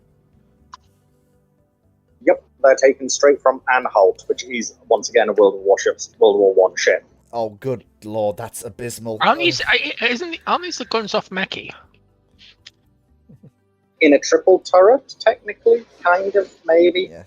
Oh, thank you, Knight. God, Oh, thank you, Knight. Yep, sorry, my I- math was wrong. 13.8, not 13.4. So when I hear the phrase meant to go and take on battleships, I'm thinking, with what? It's torpedoes? I guess this could probably mess up the fire control and the superstructure of a renown class. Like if we're going to, I don't know, an R class, if we're being generous. That's about all it's going to accomplish. It probably won't penetrate the belt And I'm sorry, but at battle range. Bismarck! The Bismarcks could do this job better! A 9-inch belt? Maybe it would still, because it's not like you're using modern plate for that. That was still World War One No, era of there's- space hardened plate. It's going to struggle So- against the KGVs. Oh, the KGVs is going to be It's gonna be kicking blind puppies that haven't learned to walk Okay. yet. yeah. I was trying to avoid Okay, making cool. an analogy like that, but you can just make it for me. Yeah. Like, I don't realistically see this taking on a battleship unless it's trying to distract the battleship whilst the convoy attempts to break course again I mean, into a pack of wolves that has been pre-positioned. But and like, what year was this supposed to be designed? I feel like we have kind of given this question very much due diligence. Because one thing I will note is there is a period of time when the Germans are planning for oceanic war that is not directed at the Royal Navy, As but I rather recall, the this French is- and the German this and the is Soviets. This is pre-Bismarck, and to a degree, if I remember seeing what World of Warships have said, it's meant to be basically during the same time they're designing Scharnhorst. So it's going to be more anti-French than anything else. It's far more forgivable as a design. Yeah. Um, Like this thing, I Yeah. can this see it period, we're bodying. talking, I can see it bodying if we're Strasbourg. talking, and it certainly Dunkirk. Well, sorry, but, I've just seen the new Amiral Litigieux class cruiser for Wales as well. I don't hate it because of an aviation hybrid. It's the most sensible form. Here is an image in Half of one Rambling. thing, Hood, Right. Okay. It's I feel like French. right. and that Okay. ship is German. I feel like we have like I'm sorry, but I have to put Whatever. Fleet's putting the old sandal down. Actually, I'm wearing flip flops, not sandals. Okay, but why hey do ho. we listen to Baguette Boy again? Now This is listen- interesting conversation. It is, but I do have other. we things. have questions to move on through. Look, I Let's- do love do good that. tangents. Look, I love Optimal. tangents. I love tangents. You all know I do. But there comes a time where I do have to go, okay, we've been at this for like a good 10, 20 minutes. I think we should move We on. haven't. It only feels like that because we're discussing German shipbuilding. We've been Yeah. we've been at this for 15 minutes. No, Philippe, we've been at this 2 minutes and 34 seconds. No, Because we started this question when I started this race in Forza. no, 1846. I'm not even halfway through it. 1846. It's not like We're not It's discussing not the time now. We're going to move on. Yeah. Okay. Get done with it. Time to move on. Okay. Scoot on Discord asks, if Sea Vixen were to fail, do you think a navalized variant of the tandem cockpit Hunter could work in the interim, or if sufficiently redesigned, function as an effective replacement until Phantom? Now, I don't. Hunter's a good aircraft, but I don't know enough about it to know if you could navalize it. A Hunter, you'd have to replace the engine, but you could navalize it. And they're talking about tandem cockpit Hunter, so Hunter with 2 people. Oh, that would be sketchy as hell to take Yes. off from a Oh yeah, Tandem would. that airframe is not gonna like it either. Yeah. I A lot would of work on the highly wing. Probably. recommend not. Yeah, I mean, doing naval such a thing with aviation. Hunter. Naval aviation is generally stiff competition for the title of Widowmaker, but that would definitely pull ahead of its peers. Oh yeah. But would it pull ahead of its pace enough to play with the IRL Vixen? Yeah.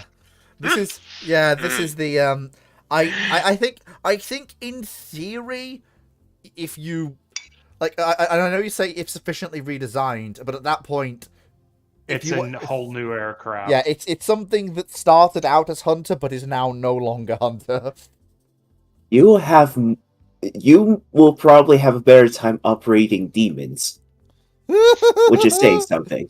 Good lord, we're not that desperate, are we? I would highly. Kind of. The If the only Sea Vixen aircraft I fails, can we've got think nothing of else. as less suitable pre-Phantom in the British inventory for carrier operations is the Lightning. Oy. And As a yeah, fighter. But there was a Sea Lightning prototype. yes, Yeah, but that it was was, a thing. and there's a reason it didn't go anywhere. it's going nowhere. It's going nowhere fast tonight. So Merry Christmas to you all. Hey, Cyclic, you know that sticker you poked me with to make for the dry dock like Yeah, 1 billion years ago? Yeah, I did it now. nice. Which sticker is this? Look It's in in rambling Rambling's text. Hang on a second, Oh, I don't have my- kill It's me. a very it's a captain from Sea Power. That man is. Oh my god, gentlemen, we have found. Amazing. We have found Jeff's seaborn cousin, Steve. The name of that PNG, as I saved it as, was really in front of me in my carrier. I couldn't fit that in the text box when I was making the sticker name though. So Amazing. We've got two. A work of art. We've got 2 PNGs of 2 people from games related to, that aren't about people, and they're just in the dry dock now. Description. Hold on. We have Captain Steve and Driver Jeff. It doesn't get any better than that. Oh dear. All Right. right, next question. Okay, this Oh, thank question you, is Stephen Mayer asks, how weak does Russia need to be before China decides to undo several of what they call slights against them? The problem is that's a nuclear state. Russia is a nuclear state. Irregardless of any of that, Russia's useful to them. For the moment. It keeps a bunch of countries occupied and interested in Eastern Europe.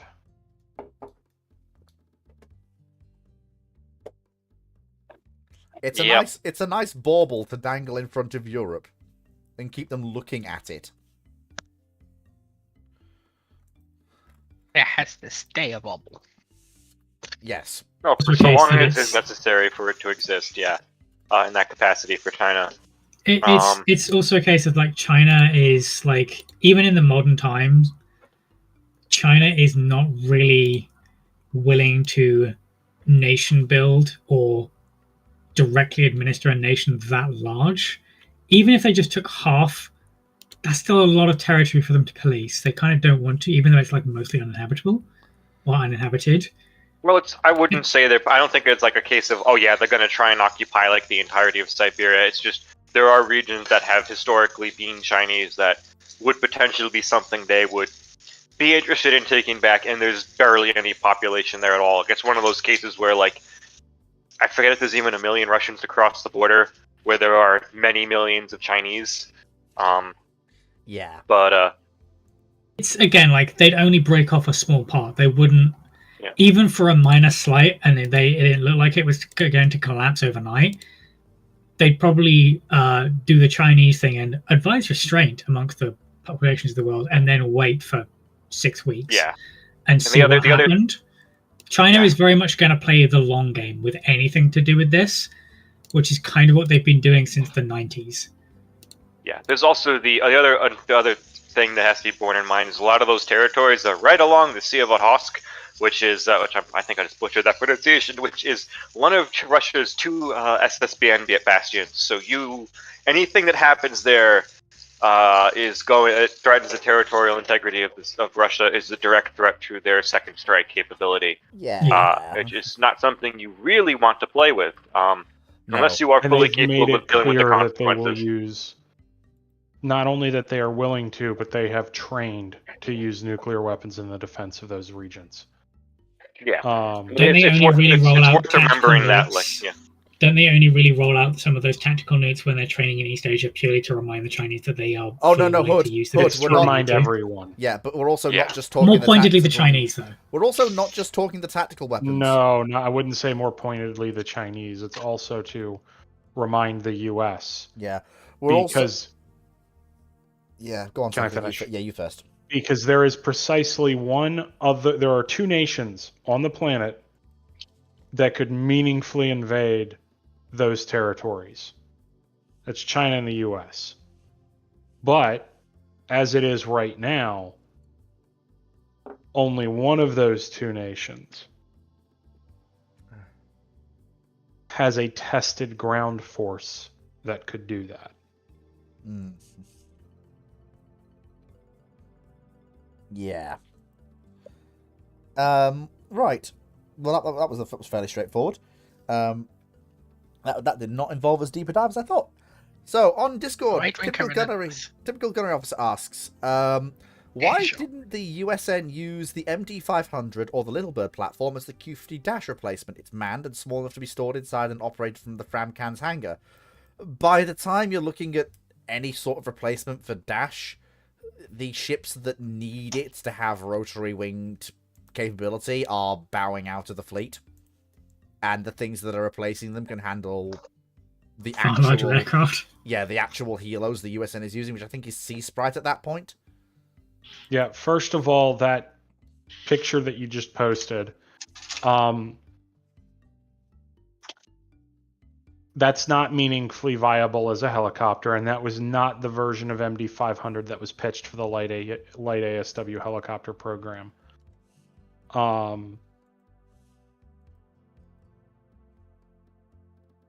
The version that was, the more conventional version, doesn't fit in the hangar. And the other thing regarding this is, by this point, by the point the U.S. Navy is looking at acquiring a small ASW helicopter, it's also looking at replacing. So Lamps 1. It is looking at replacing the Framcans anyways. Also, Sea Sprite... Like the Spruance class program originates fairly early. And it's not driven by the helicopter, it's driven by all the other sensors that you need to put on a modern ASW ship. That, like, there's no point. The Frams are on their way out, and getting them something that might be able to drop 8 sonobuoys, or realistically probably 6, and only carry a single torpedo is It's barely worth the price of admission. It's not worth investing that into the Frams at all on the scale you'd need to, because it's not going to meaningfully improve the Frams because they do not have a towed array. Yep. And the Noxes were able to take the Sea Sprites. The Garcias were able to take the Sea Sprites. Sea Sprite's just a nice helo as well. So, what helo was the question about replacing Sea Sprite with? Like an MD500, or not Sea Sprite, Dash. So The drone. it was talking about replacing Dash. Okay, with and- what? An MD500 or A little similar, and MD500 in its viable, realistic configuration for ASW. We have examples of this. To the You're time when going you're doing to- exactly the same thing with some of their stuff a little later. Yeah, they've done it. It's not a very good ASW helo, and it's also honestly going to require you to invest more money into something you're already looking at getting rid of that is of marginal capability moving forward. Mm-hmm.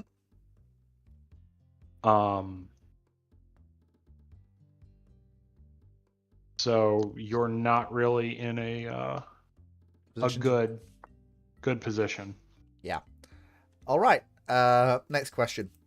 Bumwell Boy, what if the Japanese had developed the capability to fly at night in the 30s? How would that change the Pacific? Do you mean fly at night, or do you mean fly and conduct basic operations at night? Because I assume, given that you're talking about flying at night, I presume you're using the Royal Navy as your basis. And the night flying they developed. In that case, the Japanese have radar. I wouldn't go that far. Because what makes the British carrier operations at night possible is the radar. And radar direction finding. AKA, how do you land on a carrier at night? When you can't see the carrier. I mean, that's not... Well, the radar isn't the thing that helps landing on the carrier at night, I think. In this... But fleet. You're not finding your targets at night without a radar. Oh, yeah. Stuff like radar beacons that are derived from radar technology. It's radars. the bigger deal here is not that they've developed the ability to fly at night. It's that they also have radar at night, which, okay, fine, whatever. It's not as big of an advantage as it is often made out to be until much later in the war, at which point the U.S. is still going to be ahead. There's also the whole element of you have to roughly know where the enemy is for radar-based aircraft to make maximum use of it. So, for example, if you look at Royal Navy practice, where it was successfly used, for example, in the Mediterranean, a lot of the time they were being vectored by intelligence services, SIGINT usually, to know roughly what, and they knew roughly what convoy routes were popular, so they could have an idea of where to send the aircraft to locate the convoys via radar and then conduct a night attack. And how they read on Taranto. Taranto's not going anywhere. Yeah, Just exactly. need Well, to that was even find where pre-ASV aircraft. Wait, But again, it was Night Strike. The only real thing that it kind of enables the Japanese to do is, I guess, strike Pearl Harbor at night and make things catastrophically worse for an extra day or two? Question mark? Like, yeah, but even that's kind of it. I mean, I don't even know if That's I'd want to not attack a naval base at night, because there are limits on yourself and your ability to identify ships, as much as there are limits on the ability of the enemy to engage you as well. That's why I prefaced it with the I guess, because, like, yeah. What is the cost benefit of doing this at night versus the middle of the day, where I know that that's the USS Arizona, because I can see and I can identify it from my recognition photographs. I'm like, it looks a bit like a battleship. It might be a destroyer. I don't know. It's pitch fucking black and no one's got their lights on. Yeah. Yeah. Well, that's if you look at Taranto, it's a very good example of that, because some ships did not open fire explicitly to avoid revealing their location, and those ships did not get attacked. Yeah. It's mainly the ones that actually opened fire that did come under attack. And if you look at a lot of the land-based installations that the British tried to bomb, a lot of those attacks were completely ineffectual because they had difficulty locating what some of the things they were hitting. And then sometimes they just saw the blast of their bombs and assumed, oh, we just destroyed an entire oil tank that did not actually suffer damage. But, you know, Or they see the them's the breaks. bomb explosion from an aircraft ahead of them, think, it's open fire, look, there's an explosion there. Rattle 'em, boys. And they launch torpedoes into the beach. Yeah, fuck that beach. And that one in particular. It's Like, more a case of like... This is just a thing that happens in this period. And Yeah. stuff like this still happens much later on. Like, if you look at the Korean War and you ask the U.S. Air Force how many tanks they destroyed quite a few more tanks than existed in the North Korean military. Yeah. This just happens. Obviously, every kill claim is correct, and North Korea's just getting like bomb loads from the Soviets.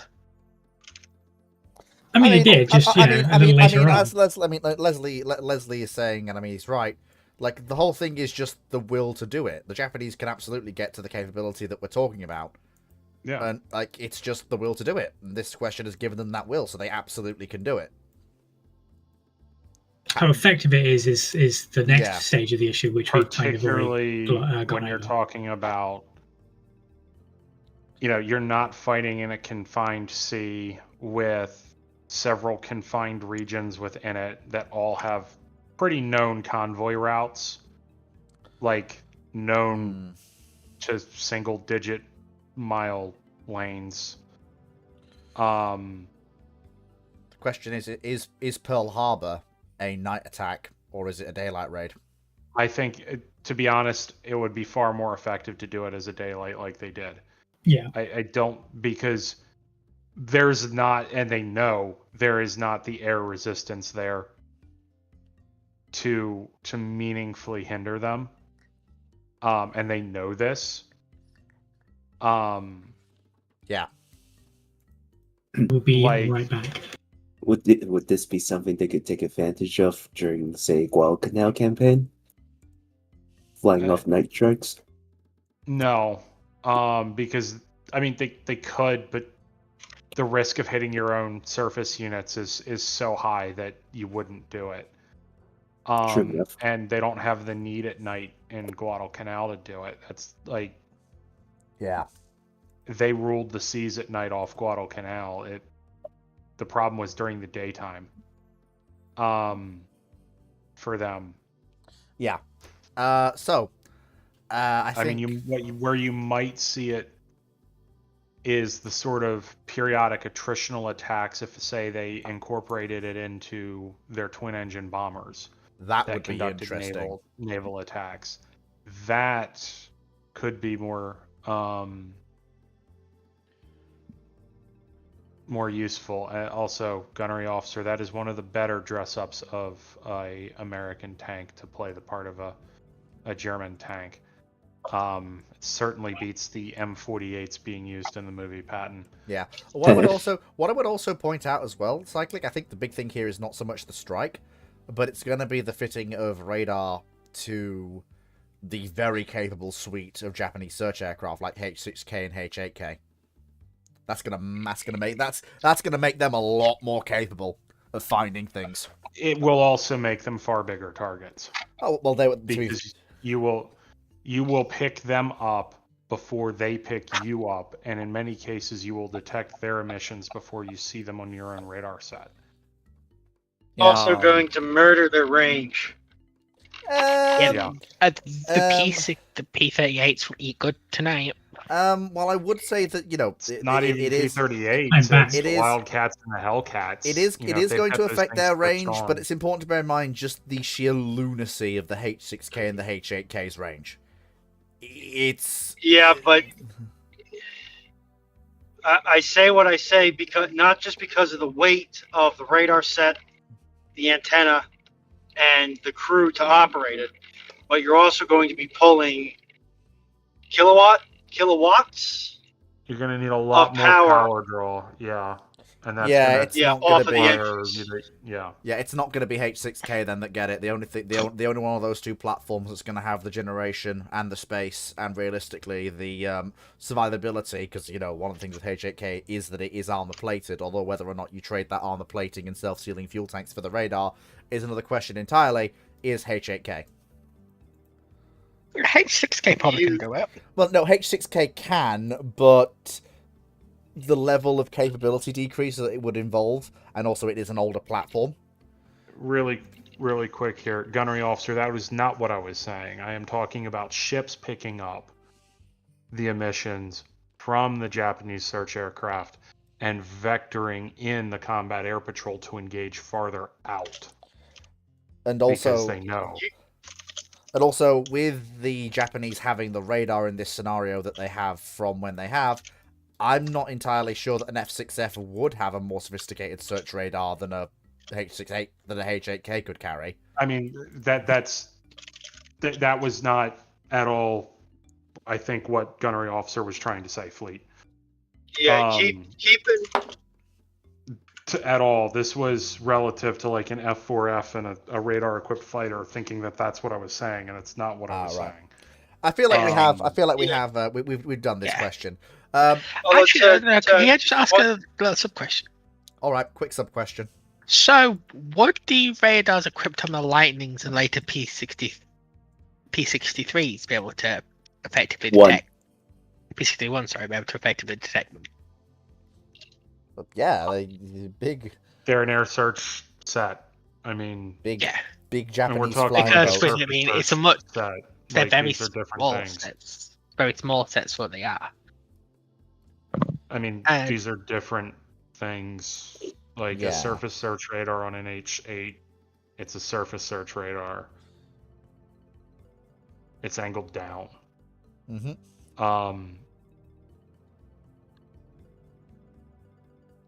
But yeah, and those are sort of night fighter radar sets. They're not designed for like searching for ships. No. And just to, sorry, I have a really quick 3-sentence point. All right. Just remember that for equally sensitive receivers, an active platform can be spotted at twice the distance it can spot targets. Mm-hmm. So when you're thinking about how these aircraft are going to interface with the opponents, keep that in mind. Yeah. Typical Gunner Officer asks, opinion on the anti-tank rifle, especially those that are being used in World War II. Do you think the raw kinetic energy from a small diameter shell isn't that effective against tanks, especially after the introduction of shaped charged munitions fired from rocket launchers? Well, the reason that anti-tank rifles existed was because that was all there was for an infantry portable solution.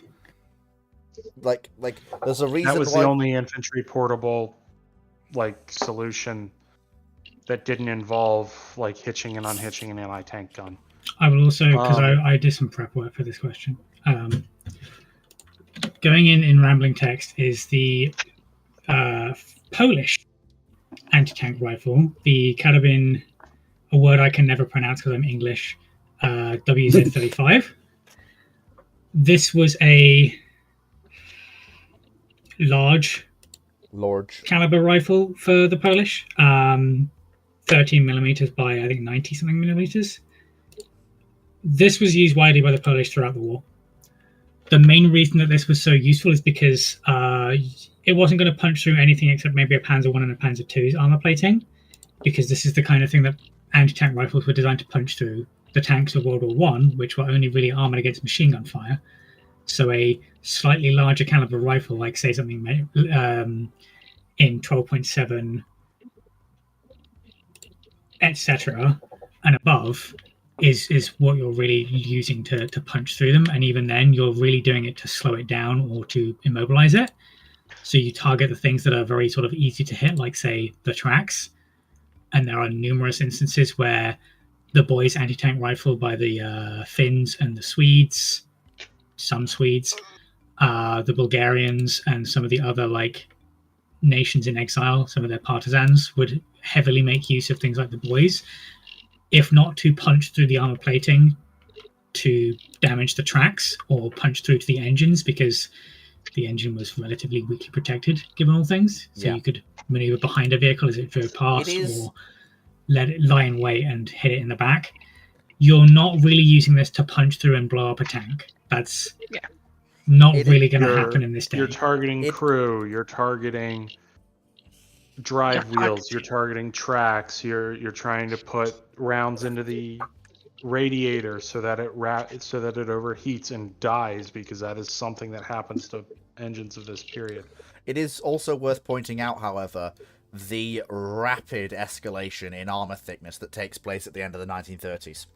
Yes, these Yeah, things are but- fundamentally limited.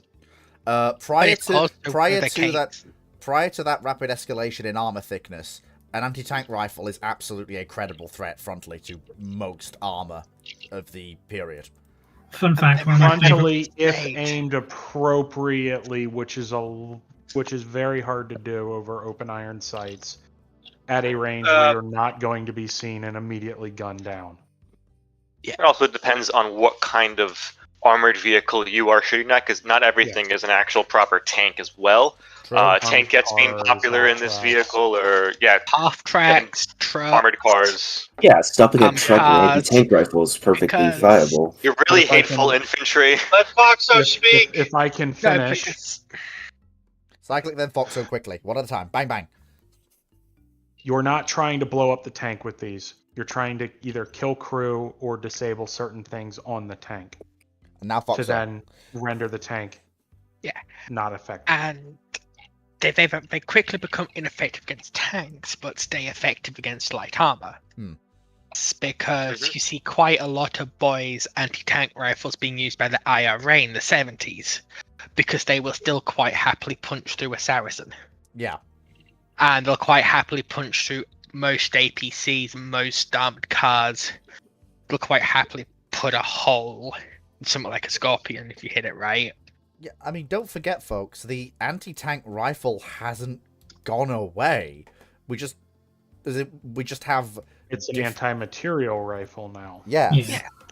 Which has sort of evolved out of the merger between the sniper rifle and the anti-tank rifle. Yeah, the larger caliber... No, they're separate There from is- sniper rifles. They have gotten used as sniper rifles, Yeah. particularly accurarized anti-material rifles, but they are separate from. Damn it, I can't play it in here because I don't have Sniper access to the soundboard. They are not precision weapons. Anti-tank rifles had never been like precision rifles to the point that a sniper requires it to be. Yeah, At least but not they have- until much later into the Yeah. 90s or something like that. But into the early 80s, 2000s. 90s, 2000s, they're evolving into precision weapons. No, they don't. Again, they don't. What? No. The heavy long range sniper rifles that we see are different rifles. They are often confused for that, but things like the Barrett, not designed for that role. It's designed as an anti-material rifle. You The, looking the three most, away the at more it. common Barretts that people are like think of when they think Barrett 50 cal. Yeah. That's not a sniper rifle. That is a checkpoint gun for dealing with VBIEDs. Yep. And just very quickly, just to address the second part of Gunner Officer's question, and it says, do you think using rocket energy from a small diameter shell isn't effective against tanks, especially after the introduction of shaped charge munitions fired from rocket launchers? Yes. That part of the question basically answers itself. For dealing with armor in the Second World War, the anti-tank rocket carrying a shaped charge munition was the way to go about it, and they proved to be very, very effective. Or With the English massive finally adopting the asterisks. crossbow. When they hit. Yeah, no, it's well when Boing! when the shape charge actually worked, they were more effective than the Yeah. attack rifle. Yeah. The key point being when it worked. It's also Which is exaggerating the unreliability of them quite a bit. to highlight another thing. I was talking about some of the Panzerfaust 90s and stuff. Yeah, the problem was the low caliber rather than the Well, Yeah. so No. no, because like the thing with the question was, you kind of sidestepped one part of it, was that like using raw kinetic energy from a small diameter shell isn't that effective against tanks. It absolutely is. You just need to fight the right velocity. A high velocity, small diameter penetrating round, like say, I don't know, a modern Sabo dart, is absolutely effective at taking out a tank. I mean, if You don't wanna... need a 125mm dart with flop out fins to take out a modern day MBT. In fact, most darts are not. They just have the outer discarding Sabo, so it can be fired through the barrel quite nicely. Yeah. Just for example, you can do it with a very small diameter projectile. You just need the right velocity on the projectile itself. Just for example, Yes, for the most but part, the one version. 2 inches. just for example, the German 28mm anti-tank rifle that they had in towed and mounted on half tracks and other things. That thing was fucking mean. That thing was mental. Absolutely fucking mental. Obviously, they had to put it out of service because of the tungsten ammunition it required. But that thing was fucking insane. It's hard to call that infantry portable at that stage. Well, And yeah, that is it's the not quite an that's anti-tank majority rifle of the as well, issue but with with solving the issue kinetically. In World War II, yeah. The biggest, I think, or the best that you're going to see in a combination between portability and like size of shell is like, again, the previously posted beloved Lati L39, because it's fucking great. It's a 20mm anti-tank rifle. It's glorious. Or conversely, the PTRD or PTRS 41s. Yeah, which is a anything anything over 20 5 mil is just not So, infantry portable. By the way, the Soviets were in the position of being stuck predominantly with anti-tank rifles or anti-tank guns. But I will admit, what an AT rifle they had. No, actually, it again, ran into the exact same problems as everyone else. In fact, pretty much from the outset of the war for them, outside of the unmodified Panzer IIs that didn't have the extra armor applied to them, it was pretty ineffective against actual tanks. But against the other stuff, it could be made to be effective. They really struggled with, if you were Soviet infantry advancing and you stumbled across a German tank, your options were anti-tank grenades. And the ever useful Molotov cocktail. Which is not something you want to be running around with on the battlefield. No, not really. Going back to the PTRS and PTRDs, one of the earliest weapons to be rapidly redeployed and used in an almost prescient usage of an anti-material rifle, because it was big enough and mean enough to punch through basically anything that it came across that wasn't a tank. A Panzer 4G. And again, the big meme of Call of Duty World at War. It was a really good sniper rifle because it was long, had a really good high velocity round, and there wasn't much in the way of a person that could stand up to it and say, "I got shot in the chest by one of those," and walk away fine. Although here's the thing: Soviet snipers didn't like it. They didn't, because it was big, it was heavy, and it was really big, fucking heavy, loud. And obvious, loud, and here's the other problem: ammunition is in short supply. Yeah. The PTRD was used far more often because it was a single shot weapon, so you could economize on your ammunition far better than a 5-shot clip. It was like a really big end block. It was weird, but it was far easier to economize on your ammunition if it was a single load, single shot weapon, and I think because that's all you had. So you learn very quickly to economize on that shot. And of course, if you were a Soviet marksman just trying to be a normal marksman, you would probably prefer a Nagant or an SVD. Generally, you would prefer the Nagant. The Nagant, by and large, was more accurate than the SVT. Oh yeah, and also you can carry more ammunition than, Well, technically, you can load the stripper clips from a Nagant into an SVT-40. That was one of the things that they made the top loading thing. Oh, sorry, that's me. That's me getting with rifles mixed up. Sorry, I thought you were talking about the PTRD. Sorry. Sniping in World War II had very little to do with range. It still doesn't have a crazy amount to do with range in most circumstances, unless you're playing around in the sandbox. Precision's the key. It's There- it, less so that you're hitting the target in the chest. It's more the getting into and out of position, and to be honest, not even the trigger pull. It's reporting back on the radio and letting something that's 155 millimeter do the shooting. Because then you don't give away the fact that you're there. And you can keep reporting so that the 155 millimeters can keep doing the shooting. Battalion snipers are the quiet scouts. The ideal thing is you never know they're there. Well, the ideal for the side with the marksman. You never know they're there. Yep. Well, with the sniper, because the marksman and something different, but yeah. World War II sniping, for the most part, you're using a 2 to maybe 4 power optic.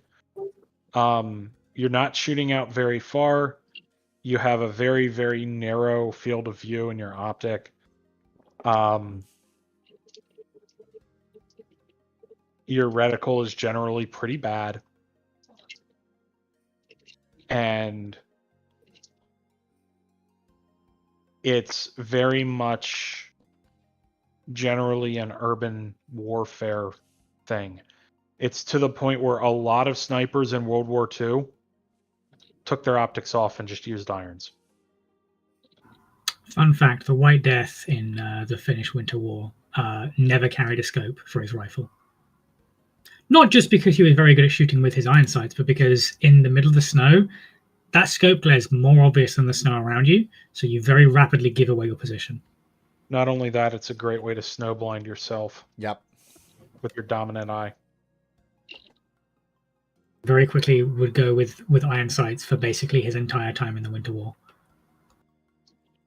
And he ever had a scope was officially when he was like coming back to base, because it was part of his kit, and so he'd put it on for the ease of carrying it, or just so that it was there and visible.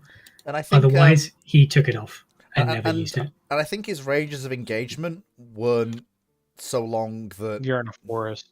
Yeah, the ranges of engagement were not so long that he really needed it, to be fair. Having the field of view probably mattered more as well, alongside everything else you've already stated. But I think we've beat this one to death, and we've started going off. So yep, we have. Bonewell Boy, what did Bill Slim and Mountbatten think of MacArthur? You want my honest answer to this question? I have no fucking idea. Probably nothing good. I have no idea what Who Bill was Slim. the first one? Bill Slim, commander of Duke forces in Burma. Burma. And I don't think Mountbatten and MacArthur ever actually met. No, not sure.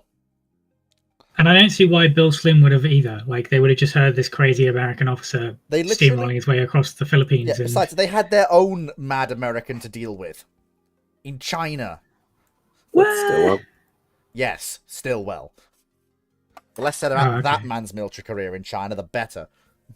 I can tell you haven't done a lot of reading on that war and what he was having to deal with. Yeah, he was. So I'm going to let that one slide, Fleet, other than to recommend you read up before you comment again.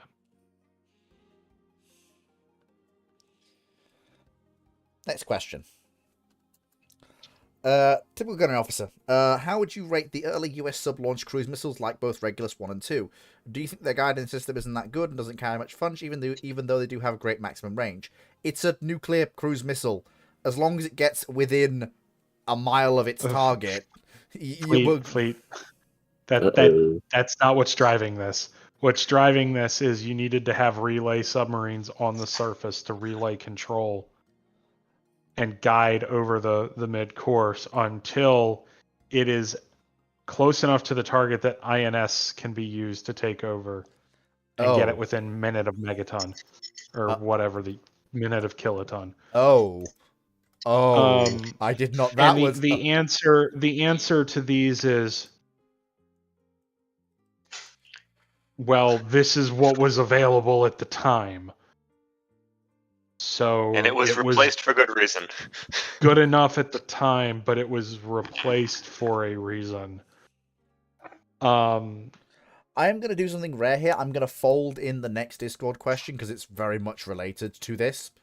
So I'm just going to fold it in. It's a rare thing I'm doing, but I'm doing it because it is literally related to this question. Question 4 relates to question 3. What is your opinion on the US using diesel subs as cruise missile submarines, even though nuclear submarines are slowly being introduced to the fleet, and not waiting until they could design a nuclear-powered cruise missile sub? Do you think these subs are a stopgap until nuclear power subs with Polaris sub-launched ballistic missiles could be introduced?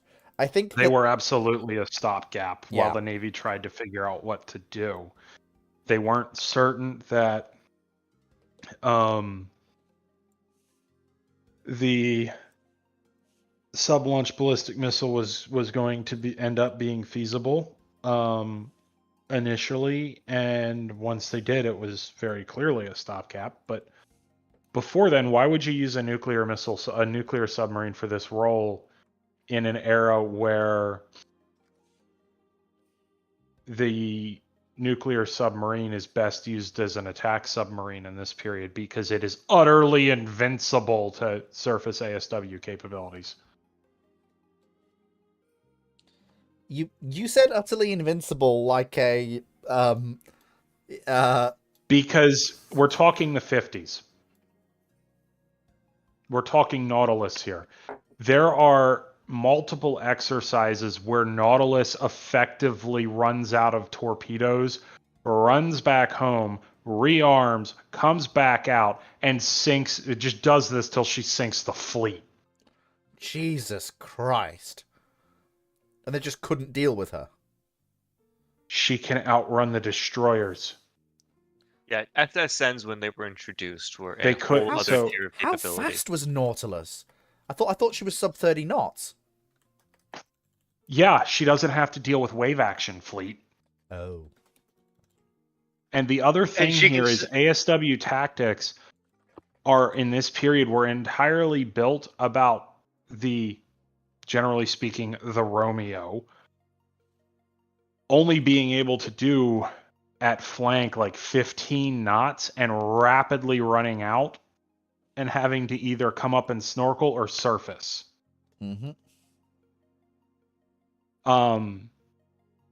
You can't hit her with hedgehogs effectively because she can pop up, put her scope up, get a shot, take her shots with unguided torpedoes, be down and gone because she doesn't have to worry about being noisy, right? She can be down and gone doing 20 knots and she's out of your range before you can react. You can't get a shot on her. If somebody's posting the Echo class subs and regarding what I was saying with nuclear cruise missile subs, they are not comparable to what the US was using Regulus and stuff for. Those were the Echoes and Juliets being the conventional boats, if memory serves. Yep. Are anti-ship missile submarines. The US SSGs were strategic nuclear submarines using cruise missiles for land attack. Not comparable. So in this period, basically every nuclear submarine you can build as the US, that's an attack boat. Until you get to the ballistic missiles that you can fire from underwater. Then it makes sense. And pretty quickly, once the US kind of figured out the ballistic missile fire from underwater, that's exactly what we did.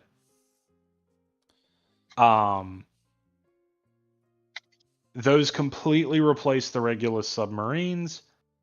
Some of the Regulus submarines would go on to get repurposed for other missions. Most would not. Halibut in particular went on to have a long career as a special operations boat.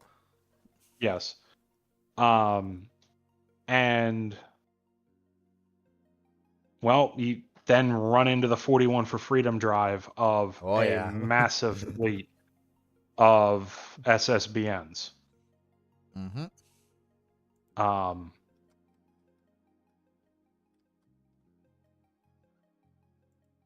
So, like, but that early period of the very early SSNs, they were terrifyingly effective. Even the Novembers when they initially came out were problematic. I mean, the Novembers when they come out are quick. Well, they're quick, and here's the other thing. They have guided anti-surface torpedoes. Yeah. Are they great? No, but they're guided. And their guidance is a noisemaker in the water isn't going to work. Now, granted, that's like early 70s, so they come out a little bit later with that torpedo. But Soviet straight runners were good too. Yeah. So basically, the only way to get rid of a nuclear attack submarine when they first come out is just nuke it. Yeah. Nuke its general direction. There's a It's reason why a nuke nuclear- has it. Well, yeah, it's a standoff nuclear depth bomb. The other things you would see is things like Limbo, the really big ASW mortars. The problem is in a lot of cases they're too short range. ASROC, when it initially comes out with the nuclear depth bomb, is a really good way of doing it. But again, a little short range. Not for the unguided torpedo surface attack era, but as soon as some of the Soviet Waycomers start coming out, it's severely problematic. Mm-hmm. Even once you put Mark 46 on there, it's still problematic. You got to try to figure out where they are and get a helicopter with a depth bomb out to them. And even then, against a nuclear submarine that is maneuvering, a depth charge, conventional depth charge, is just not all that effective. You really need to start bringing in the guided lightweight torpedoes. Lightweight guided or just nuke it. Yeah. Yeah. If we're talking open water, in shallow water, depth bombs are depth bomb, depth charge, same thing, are much more effective. Conventional ones, because there's less volume of water for the submarine to maneuver around in. Mm-hmm. Yep. And then the one other thing that's part of the paradigm shift for the SSNs when they come out is that these boats can do 20 to 30 knots submerge sustained. Yeah, It's you not can't run them a out. sprint.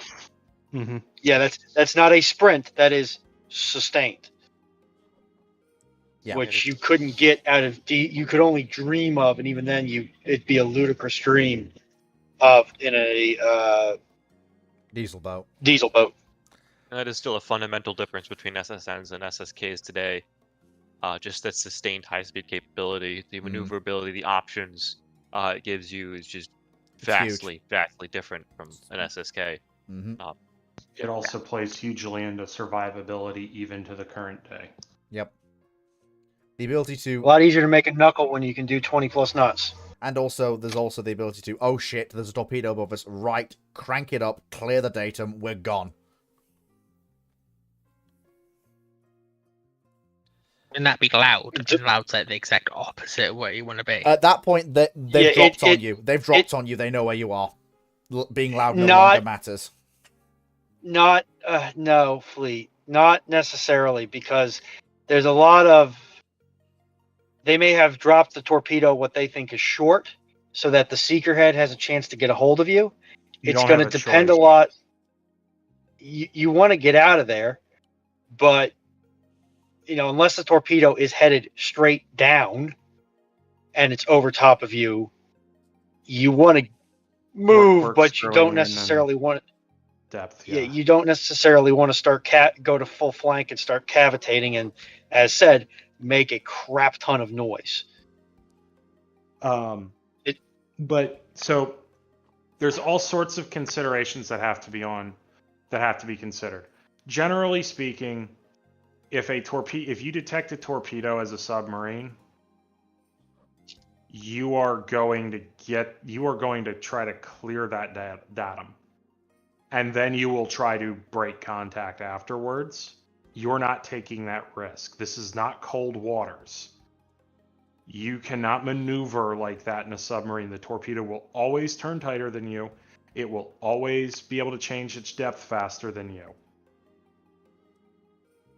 And it is faster than you considerably. You have to get whatever head start you can, and you need to run. This is one of the biggest things that gives SSN survivability compared to SSKs, whether they have air independent power or not. Those can just simply not compete with the ability of an SSN to turn and move. And yeah, it might mean, hey, you get more torpedoes on you, but hey, guess what? You're already up to speed. That's going to be your best chance. Yeah, I feel like obviously it's a judgment call on the skipper and what they think is best in that context. And if they think they've been detected, or if they think they're just trying, the enemy's trying to spook them. But if it is dropped on top of you, you're moving. Because it's probably on a spiral downward search pattern.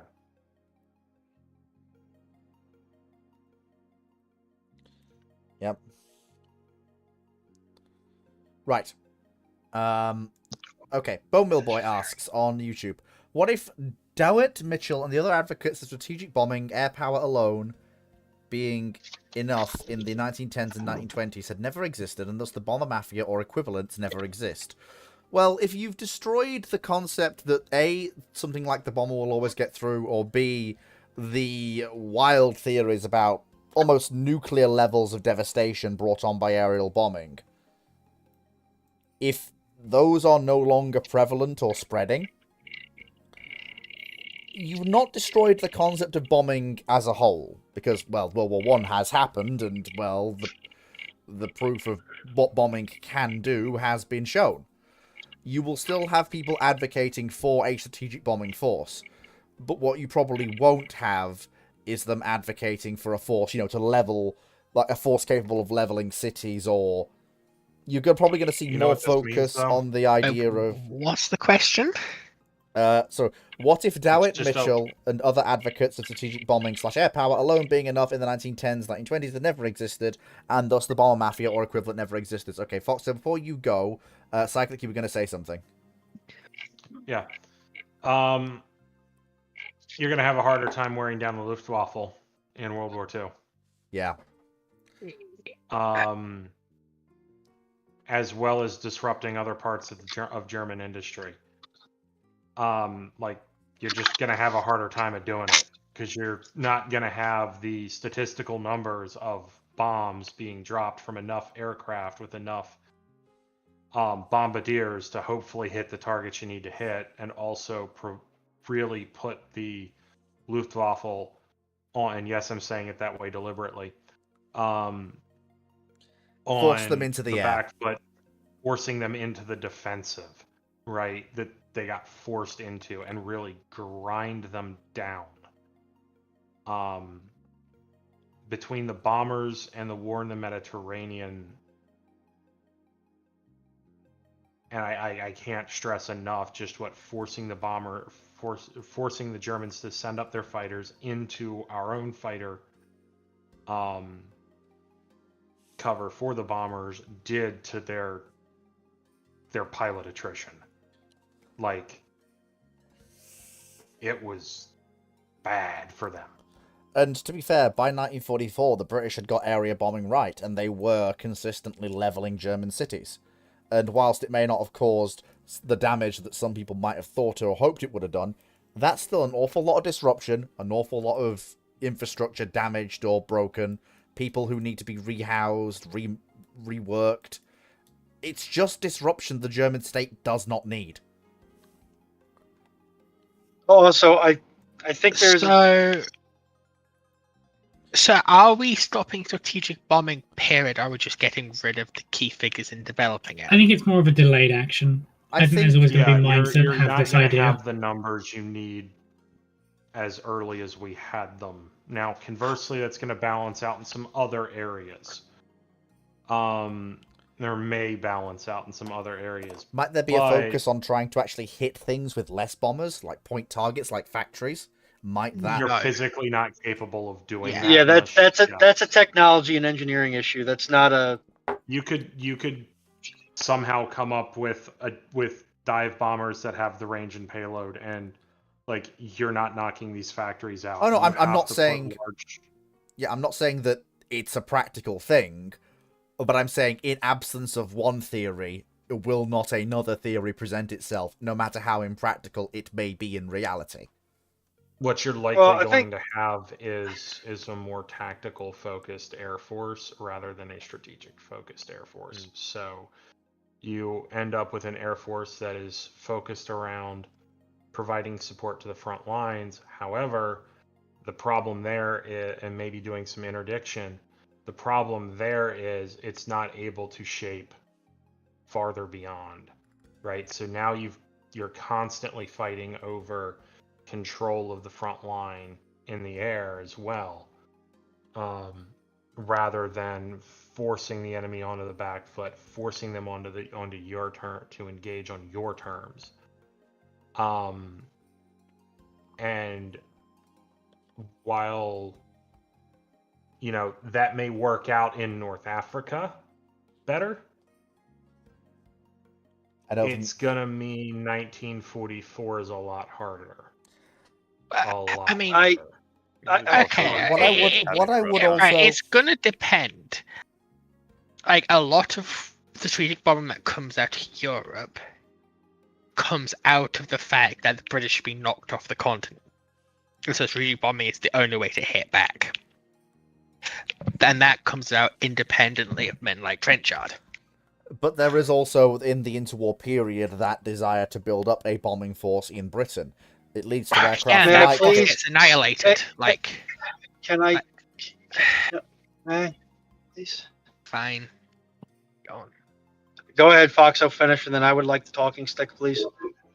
Because take the RAF for example, the bombing force that is developed influenced by people like Trenchard gets pretty much annihilated in 39-40. And what you think think of that's as the RAF bombing command of 43-44 comes out of the reality of the situation the RAF's in. And without those same air power theorists in the United States, you don't get the B-17.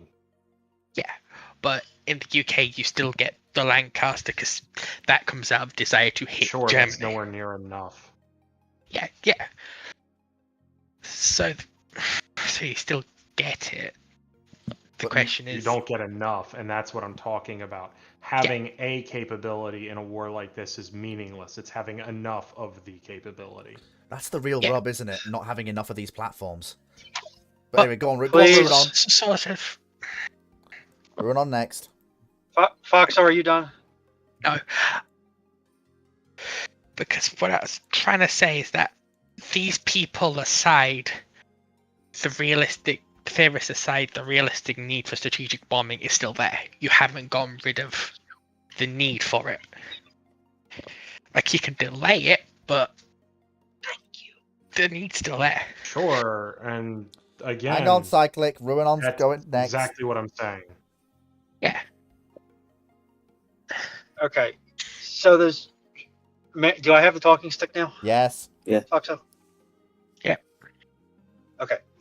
There's two ways you can run with this question. One is you don't have the bomber mafia as we understand it today. The other one is strategic air power never really sees any acceptance in the halls of power. I think the allure of this was functionally ultra long range artillery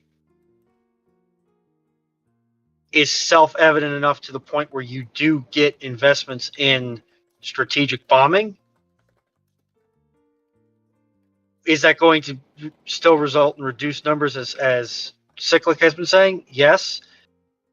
I don't know that that's going to result in a crippling of the force for World War II. One notable impact it is going to have, though, is it's going to mean that there's more resources, especially in Britain, allocated to fighter development and air defense, because the dominating theory is not going to be the bomber will always get through. But So- that And wasn't what the RAF were under in pre-World War II. Yeah, the growth of Fighter Command is in direct response to the whole concept of the threat of aerial bombardment. It comes out of the intelligence briefings they're getting about the German Air Force and how many bombers Okay, it I can have throw. the talking stick next, by the way. Of course, I'm literally done. Go on, Phoenix, take it. Yeah, actually, because it leads in directly to my point, which I think is part of the dynamic that develops in the interwar period is strategic bombing and the idea of bombers turning cities into apocalyptic wastelands and such. Part of that is a strategy on the part of air advocates to just get funding overall over traditional service branches, which is why. So, for example, in Italy, the Italian Air Force kind of played lip service to Dowhet in his theories. They did not seriously think they did not have the money and were not willing to put the money into bombers to actually get that kind of a force. If anything, the Italian Air Force had more of a fighter mafia going on than anything else.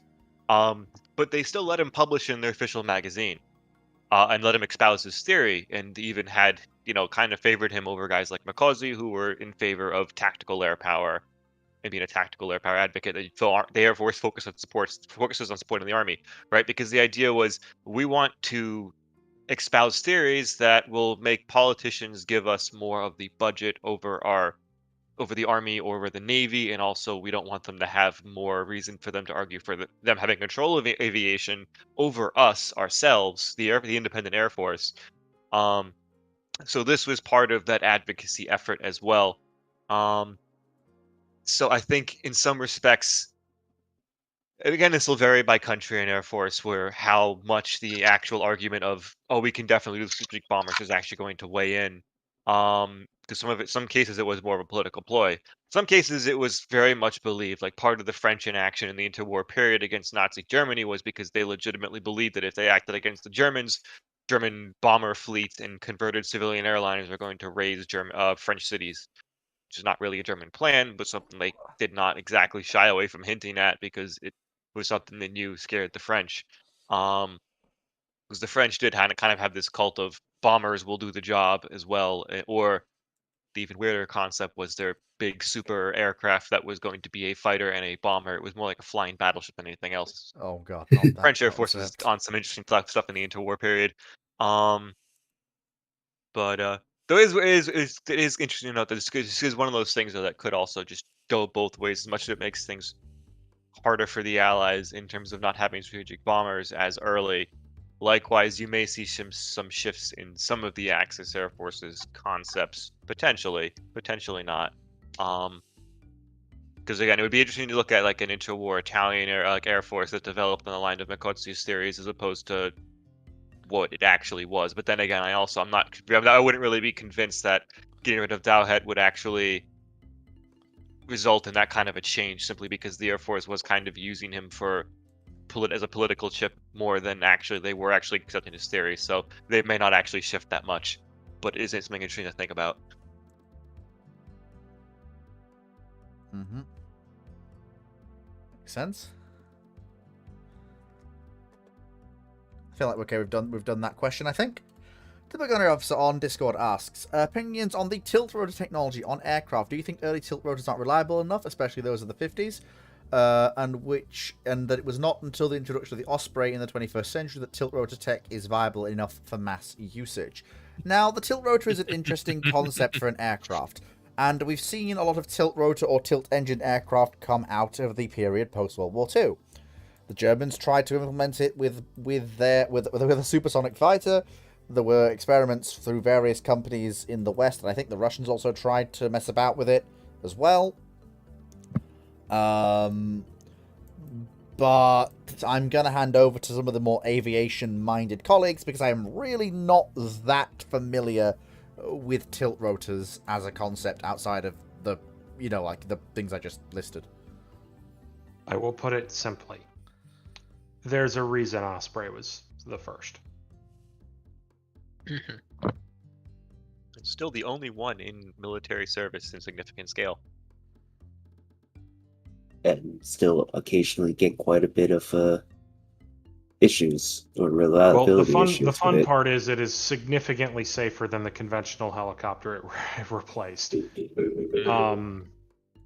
Like significantly safer.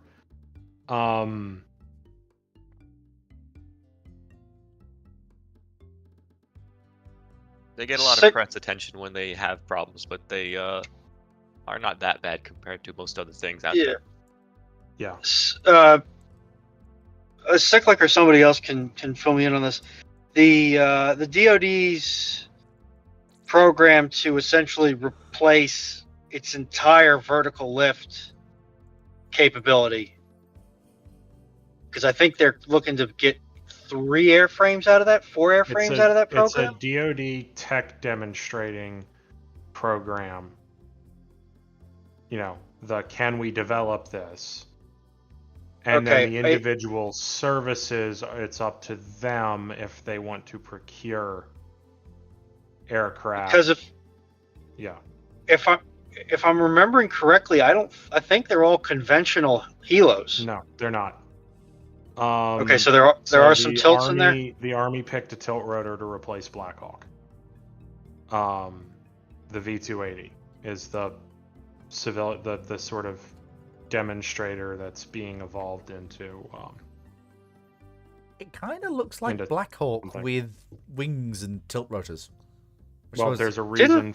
There's a reason for that because the Army has a different concept of air assault operations than the Marine Corps and a different force structure all the way down to the squad and fire team levels. So that really changes how you do your rotary wing lift, or in this case, tilt rotor. Didn't Osprey enter into service 90s? No, 2000s. The developmental program though for it, the developmental program for it stretches back into the 80s though. It was 88 it started, wasn't it? Yeah, something like that. Because remember in the 90s there was the whole bunch of they couldn't get the engines to sync up properly. If I remember correctly. Oh god, not the there was a bunch of development stuff they had to do.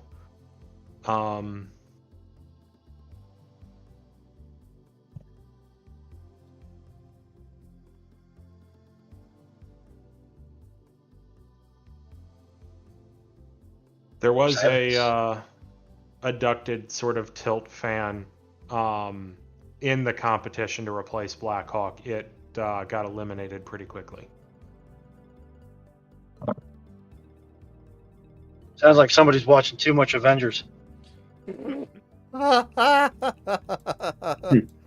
Oh, we can chuckle. I mean, the Quinjets the Quinjets are Quinjobs. They're vertical lift. That's not what I'm. Sorry, that's just what comes to my head when I hear ducted fan.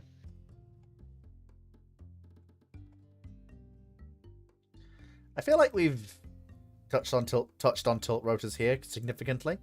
Well, that was quite a nice little punchy line. Touched on tilt rotors. Put it on a shirt. Sell millions. Not really possible before the 90s and 2000s. Reliably. That don't cause mass casualty events. Yeah.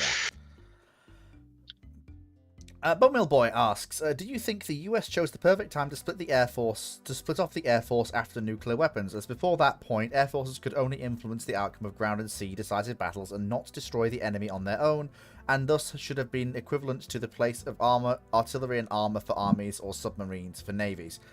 No, absolutely not. I think the US waited way too long. The British were right. the Air Force, as soon as it became as soon as it gained an ability to act, I think the experience of World War I did show why having an independent Air Force was vital. Like, you should absolutely have close cooperation with the Army, and there are parts of the Air Force that 50-50. should remain. I would disagree with that. And But here's why. The theory of air warfare hadn't been appropriately developed until the large-scale combat of World War II. Until you reach a point like that, you really shouldn't have an independent branch. Because they don't know what they're doing. They don't know how to be what they want to be. And it tends to be very disruptive to them trying to accomplish their mission, as well as the other branches attempting to accomplish this mission. We're seeing this again right now with the U.S. Space Force. Can I have the talking stick afterwards? Because Yeah, I have go a ahead. point to raise. I would also really make a point that if you want to really screw over the development of a navy in the interwar period, the best thing you can do for that is to give them the country an independent air force as soon as possible, because they will absolutely do their best to kill naval aviation. They did in every single circumstance. There's a reason why the U.S. and Japan had the most developed naval aviation going into the war, and that's not just because they had an extra 2 years before the war started for them, but also because they didn't have to deal with an independent air force that ate their naval aviation for a decade or so, and completely delayed their development. Oh yeah, completely. The RAF gutted the Fleet Air Arm. Oh yeah, this happened to the British, right? On the other hand, they also for a learned to while. adapt The to the French situation. also. Can I finish my point while I'm still speaking? The French also had this experience with their naval aviation. They only got it back shortly before World War II, and it did not let them develop much at all. And likewise, with Italy, it crippled the Italian Navy because the Air Force essentially allowed nothing to happen for the Navy as much as possible. And the Germans were not much better. So again, if it's just generally does not seem to have worked out as the best way of doing things, particularly for naval affairs.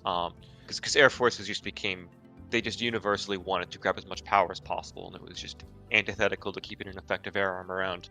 Yeah, like, I'm not gonna lie, the whole non-completion of or more accurately, the non-independence of the Royal Naval Air Service as an arm tied to the Navy, reflecting the somewhat different nature of aviation at and around the sea compared to the RAF, was a massive misstep in the interwar period. Yes, but it also massively helped the RAF, especially in having the ability to work autonomously to create an air force that could fight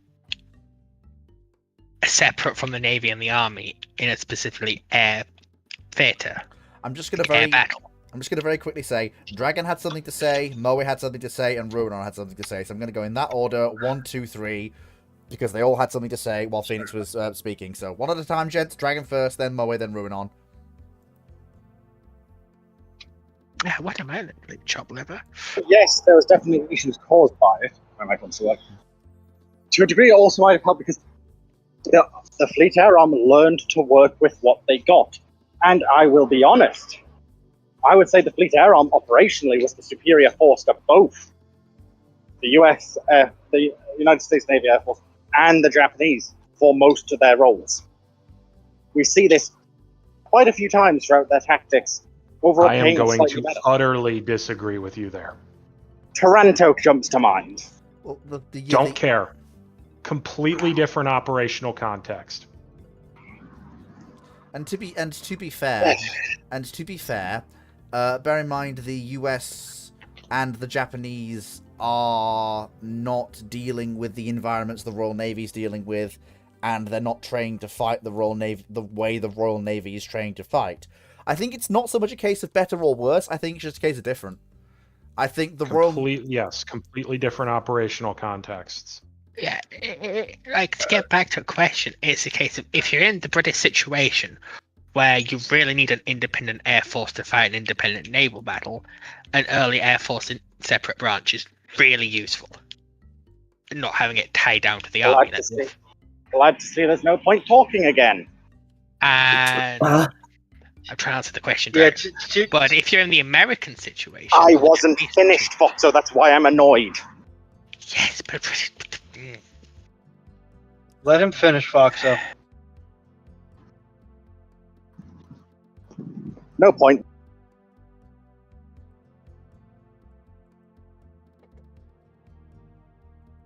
So I guess Moe? Yes.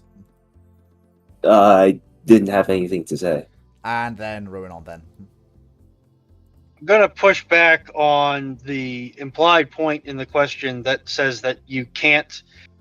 You needed nukes to destroy cities. Take a look at Dresden. Take a look at the fire bombings of Japanese cities as well as other European cities.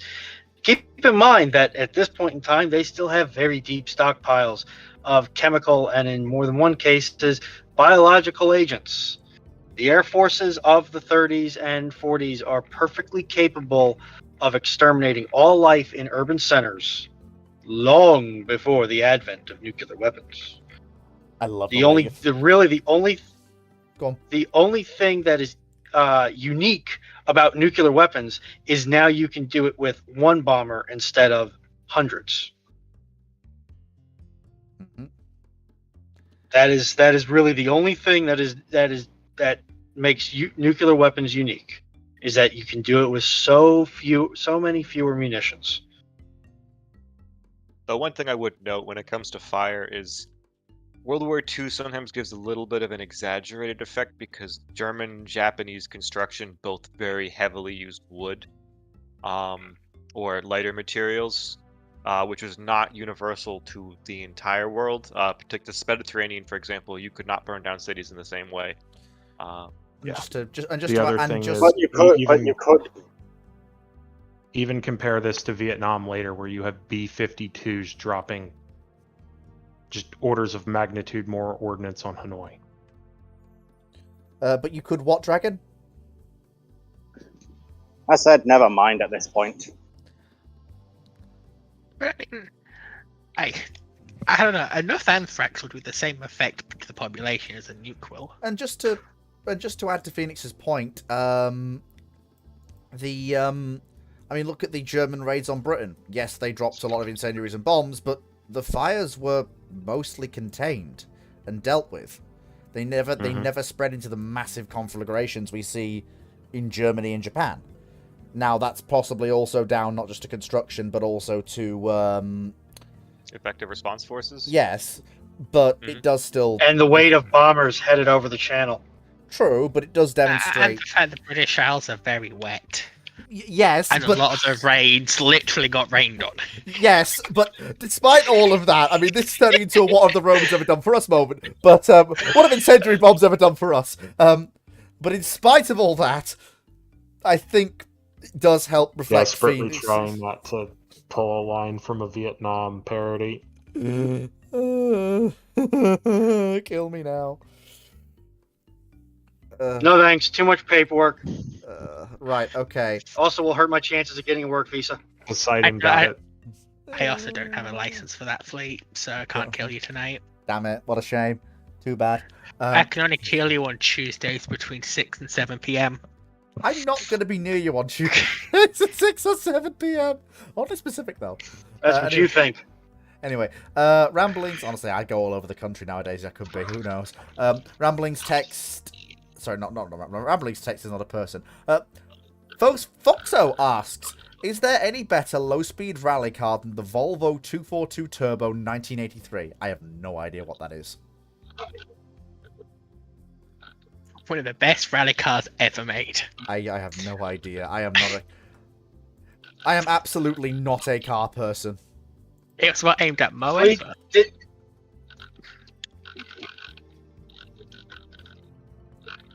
Yes, Ruin on. I was going to say Fleet did not get that flavor of autism. Nope. I got the ships. I got the trains. You got the trains, yeah. Yeah, I got ships. So it was trains first. Then it was ships. Then it was traction engines. Then it was things that go bang, things that make other things go bang, things that go swoosh in the air. But I didn't get the things that go vroom on the road, and I still don't have it. I can appreciate a nice old car, but not to the same extent, I will go, ooh, tank. Right, for context, the Volvo 242 is the car that put Volvo on the map when it came to sports cars. Well, yeah, sports cars. Really fun to drive. Manual gearbox is really safe. Has airbags for a car in the 80s. And they also made very good rally cars. I know, I've driven one. Oh, damn, you're lucky. Like I say, I may not have the tism for cars, but I can also go, that's a lucky experience. Almost wrapped it around a tree twice. Okay, that's less lucky. Or probably more lucky, depending on your circumstances. Oh, no, almost. That implies some level of luck. Yeah, true. Yeah, because especially when you disable the, especially if it's got the improved carburetors on it, its power delivery is incredibly raw. Like, you get the amount of power you want when you put your foot down. Nice. I was just used to driving modern BMWs. Ah. And fun fact, puts foot down. there is a big difference between traction control of the 1980s and 90s and traction control of today. Oh my god. You put your foot down, the car tried to go to the moon. Yes.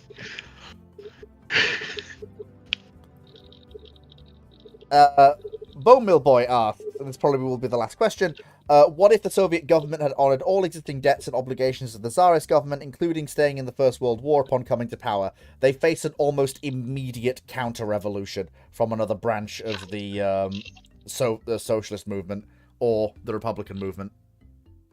Well, it depends. Have they purged the other branches yet? And also at that point, the Civil War's still ongoing.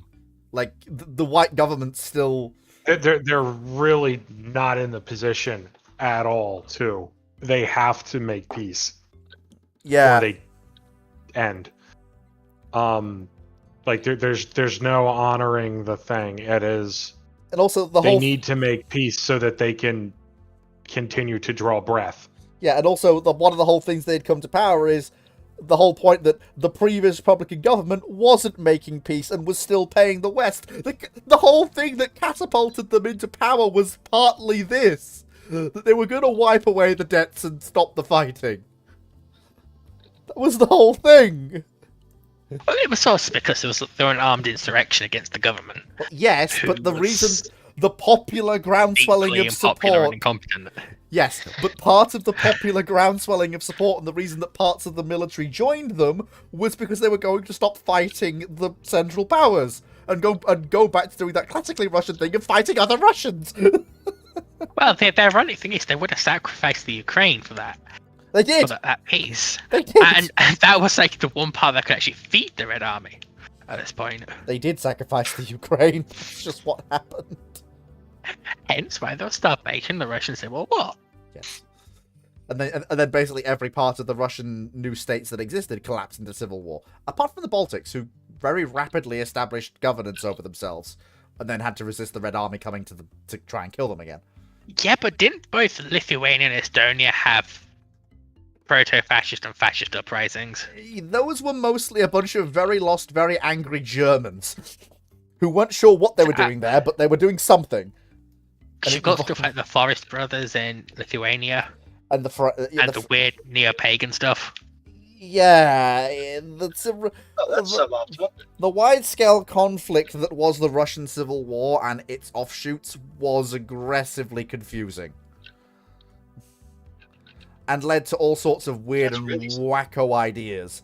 Yes, this is a massive, earth-shattering understatement. But it still stands. On its own 2 feet? Yeah, pretty much, I think. But they are disguised. If as great pontoons. Indeed. If a Soviet government does not make peace, and keeps paying the debts, they're still probably not going to get support from the Entente, because the Entente's going to look at you and go, you've literally overthrown the government, we seem to be legitimate, even if you are promising to honor the debts they have with us. And also, the white government is there still. And honestly, if the Reds don't make peace with the Germans, the whites probably might. Simply to just get one up over on the Reds and crush them. There's going to be a degree of realpolitik which is going to go through the Entente. If the Soviet government is stable and able and willing to continue to prosecute the war, that will likely forgive a great many sins in Paris, London, and DC. I'm not going to say it's going to forgive all the sins, but it will forgive a great many of them.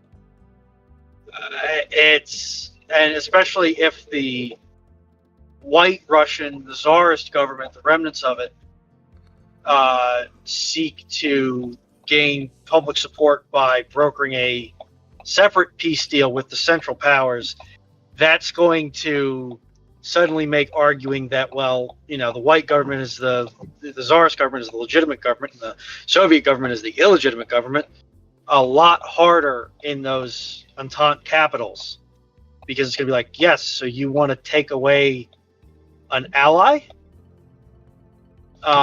It would, to me, the more interesting question is what happens in the interwar, where there isn't as much bad feeling towards Moscow if this happens.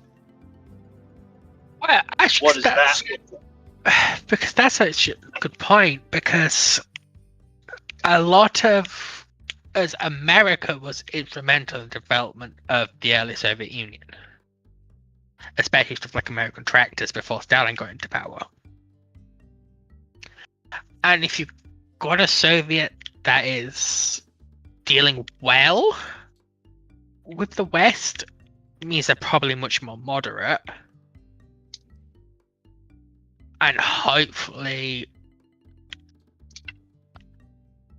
you have a Soviet government that's willing to try to import more basic goods and be less autarkic, hopefully. And you're also going to have more external powers vying for the stability of the Soviet government instead of trying to co-opt it and either return it to Tsarist hands or make it subservient, or completely subservient, I should say. Because the issue's I'm going to have to mute because road noise is going to get really bad. It's like, to finish her point, the main issue is going to be in the post-war is how does Stalin still come to power? I don't know how this is going to go, because if the Reds are dealing with the Entente, they are not going to want to do the whole carting the Tsars off to Siberia and shooting them. Because it's one thing for the Entente to deal with a Red government. Oh, they may do that regardless. It's like Soviet that's interacting in reasonable terms with the West and is willing to answer its debts, it's going to be a much more moderate Soviet. Which I know is hard to imagine. I mean, honestly, you might have a Soviet Union that actually has elections between the different branches of social parties. You may not have a Bolshevik purge of all the other parties. Well, the Bolsheviks are always going to be the Bolsheviks. True. So I wouldn't put my bets in that. I will point out, I am very much going, maybe, possibly, this could happen. Because I was thinking of because even after the Bolshevik purges and getting rid of the monarchy, the Soviets were able to break bread with the American industrial. in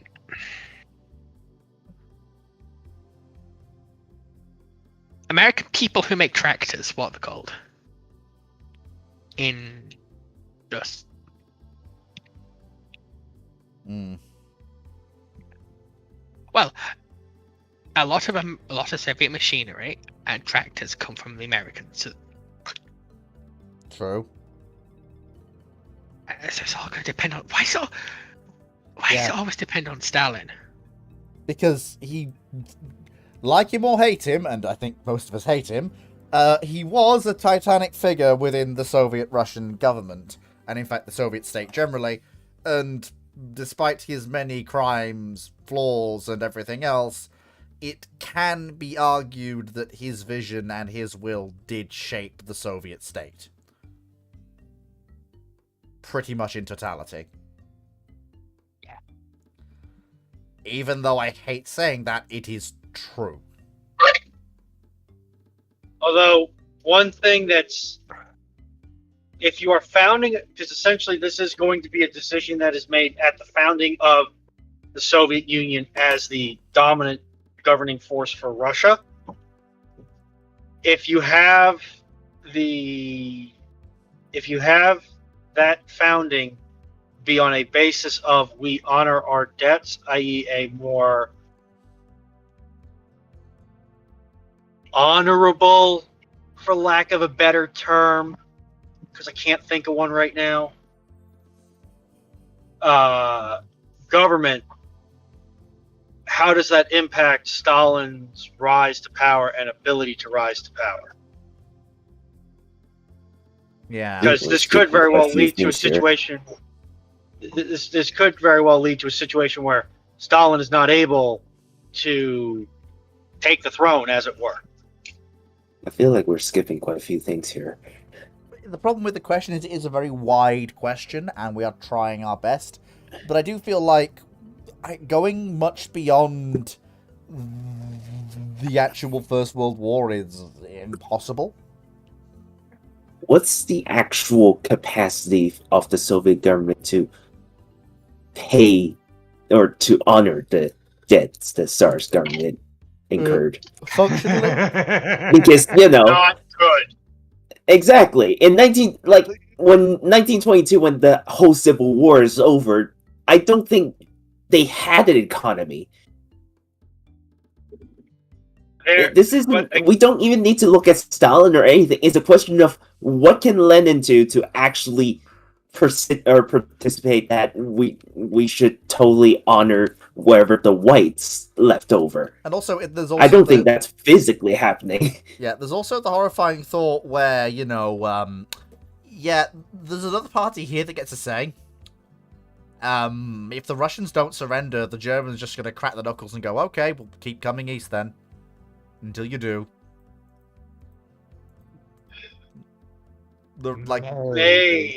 Maybe. The Germans With the- also with the- wanted to end that war as soon as they could. Or that front as soon as they could. And we're also talking about a Soviet government that has the power to dictate whether we're going to continue the Tsarist government's dead or not, which means this has to be talked about in the 20s, in 22, when they actually beat the whites. Yeah, The There's Germans are a enough- non-factor. there's enough squiggly room here where, again, it's the whole, like I said, Friday, specific beats general, but I would say to the point about the Union's ability to repay the debt to begin with. Yeah. Yeah, I You mean, can- it will. You can work around a current ability or lack thereof to pay debts to one extent or another. And a lot of that extent is based on the goodwill of your debtors or your creditors. So if the USSR government is able to show that it is going to make an earnest attempt to pay back its debts once it has an economy that is capable of paying back its debts, there's I wouldn't be surprised if they did get some leeway from the financial centers to rebuild that economy.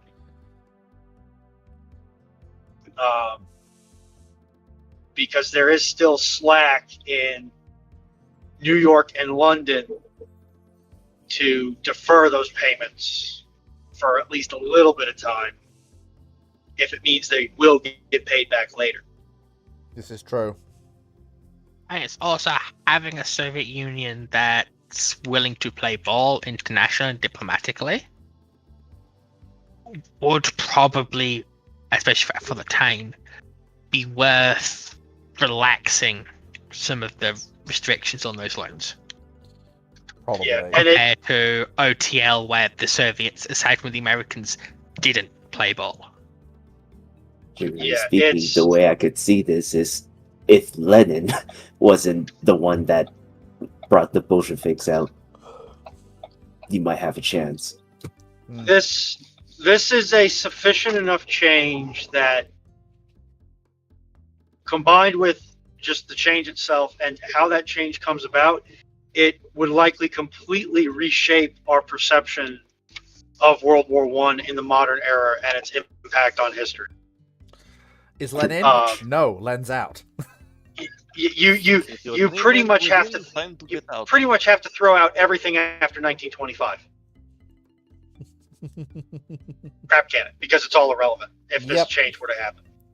Yep. This do be the way it do be. Like, it just is. Like, I feel like we have done this question as best we can, and on that, thank you very much everyone for coming. I hope you've all enjoyed. Thank you, Cyclic, Phoenix, Foxo, Moe, Ruinon, and of course, Dragon, who is now not here, but welcome as always.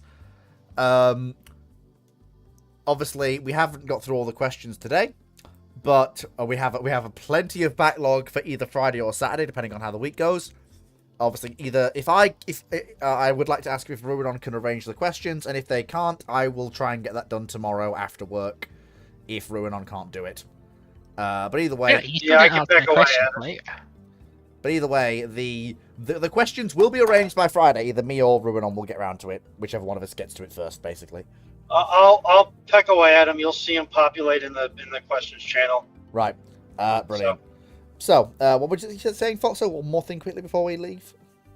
You never did give your opinion on the World War II photo, 1983. I don't. His opinion was that he doesn't have one.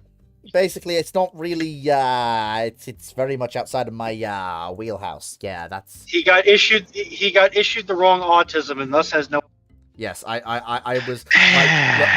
You name a car from 1983. Yeah, look, Probably my tism. Vehicle is My tism. My tism badge says trains, planes, ships, tanks, guns. It doesn't say. No. It doesn't say How cars. can you It can't all say guns. not know It the can't say car guns. Well, that revolution? you don't know jack about guns. That's not Big on that. Yeah, that's it. Yeah. Big gun cycle. If Big you're- guns. The car that modernized modern safety features. Because I don't have the if cartism. Yeah, if your TISM card says guns, I think I need to inspect Okay, it for Let counterfeit me or talk to the rephrase testing that. board. Let me rephrase that. Guns above Artillery. small arms. just Yes, say that. artillery. Cannons, Yes. not guns. Right. Thank you Or everyone for probably watching. probably for you, more appropriately, railway artillery. No, I do like general purpose artillery as well. Thank you everyone for watching. Take care, and I'll catch you all next time. And I do have to go because work calleth to me.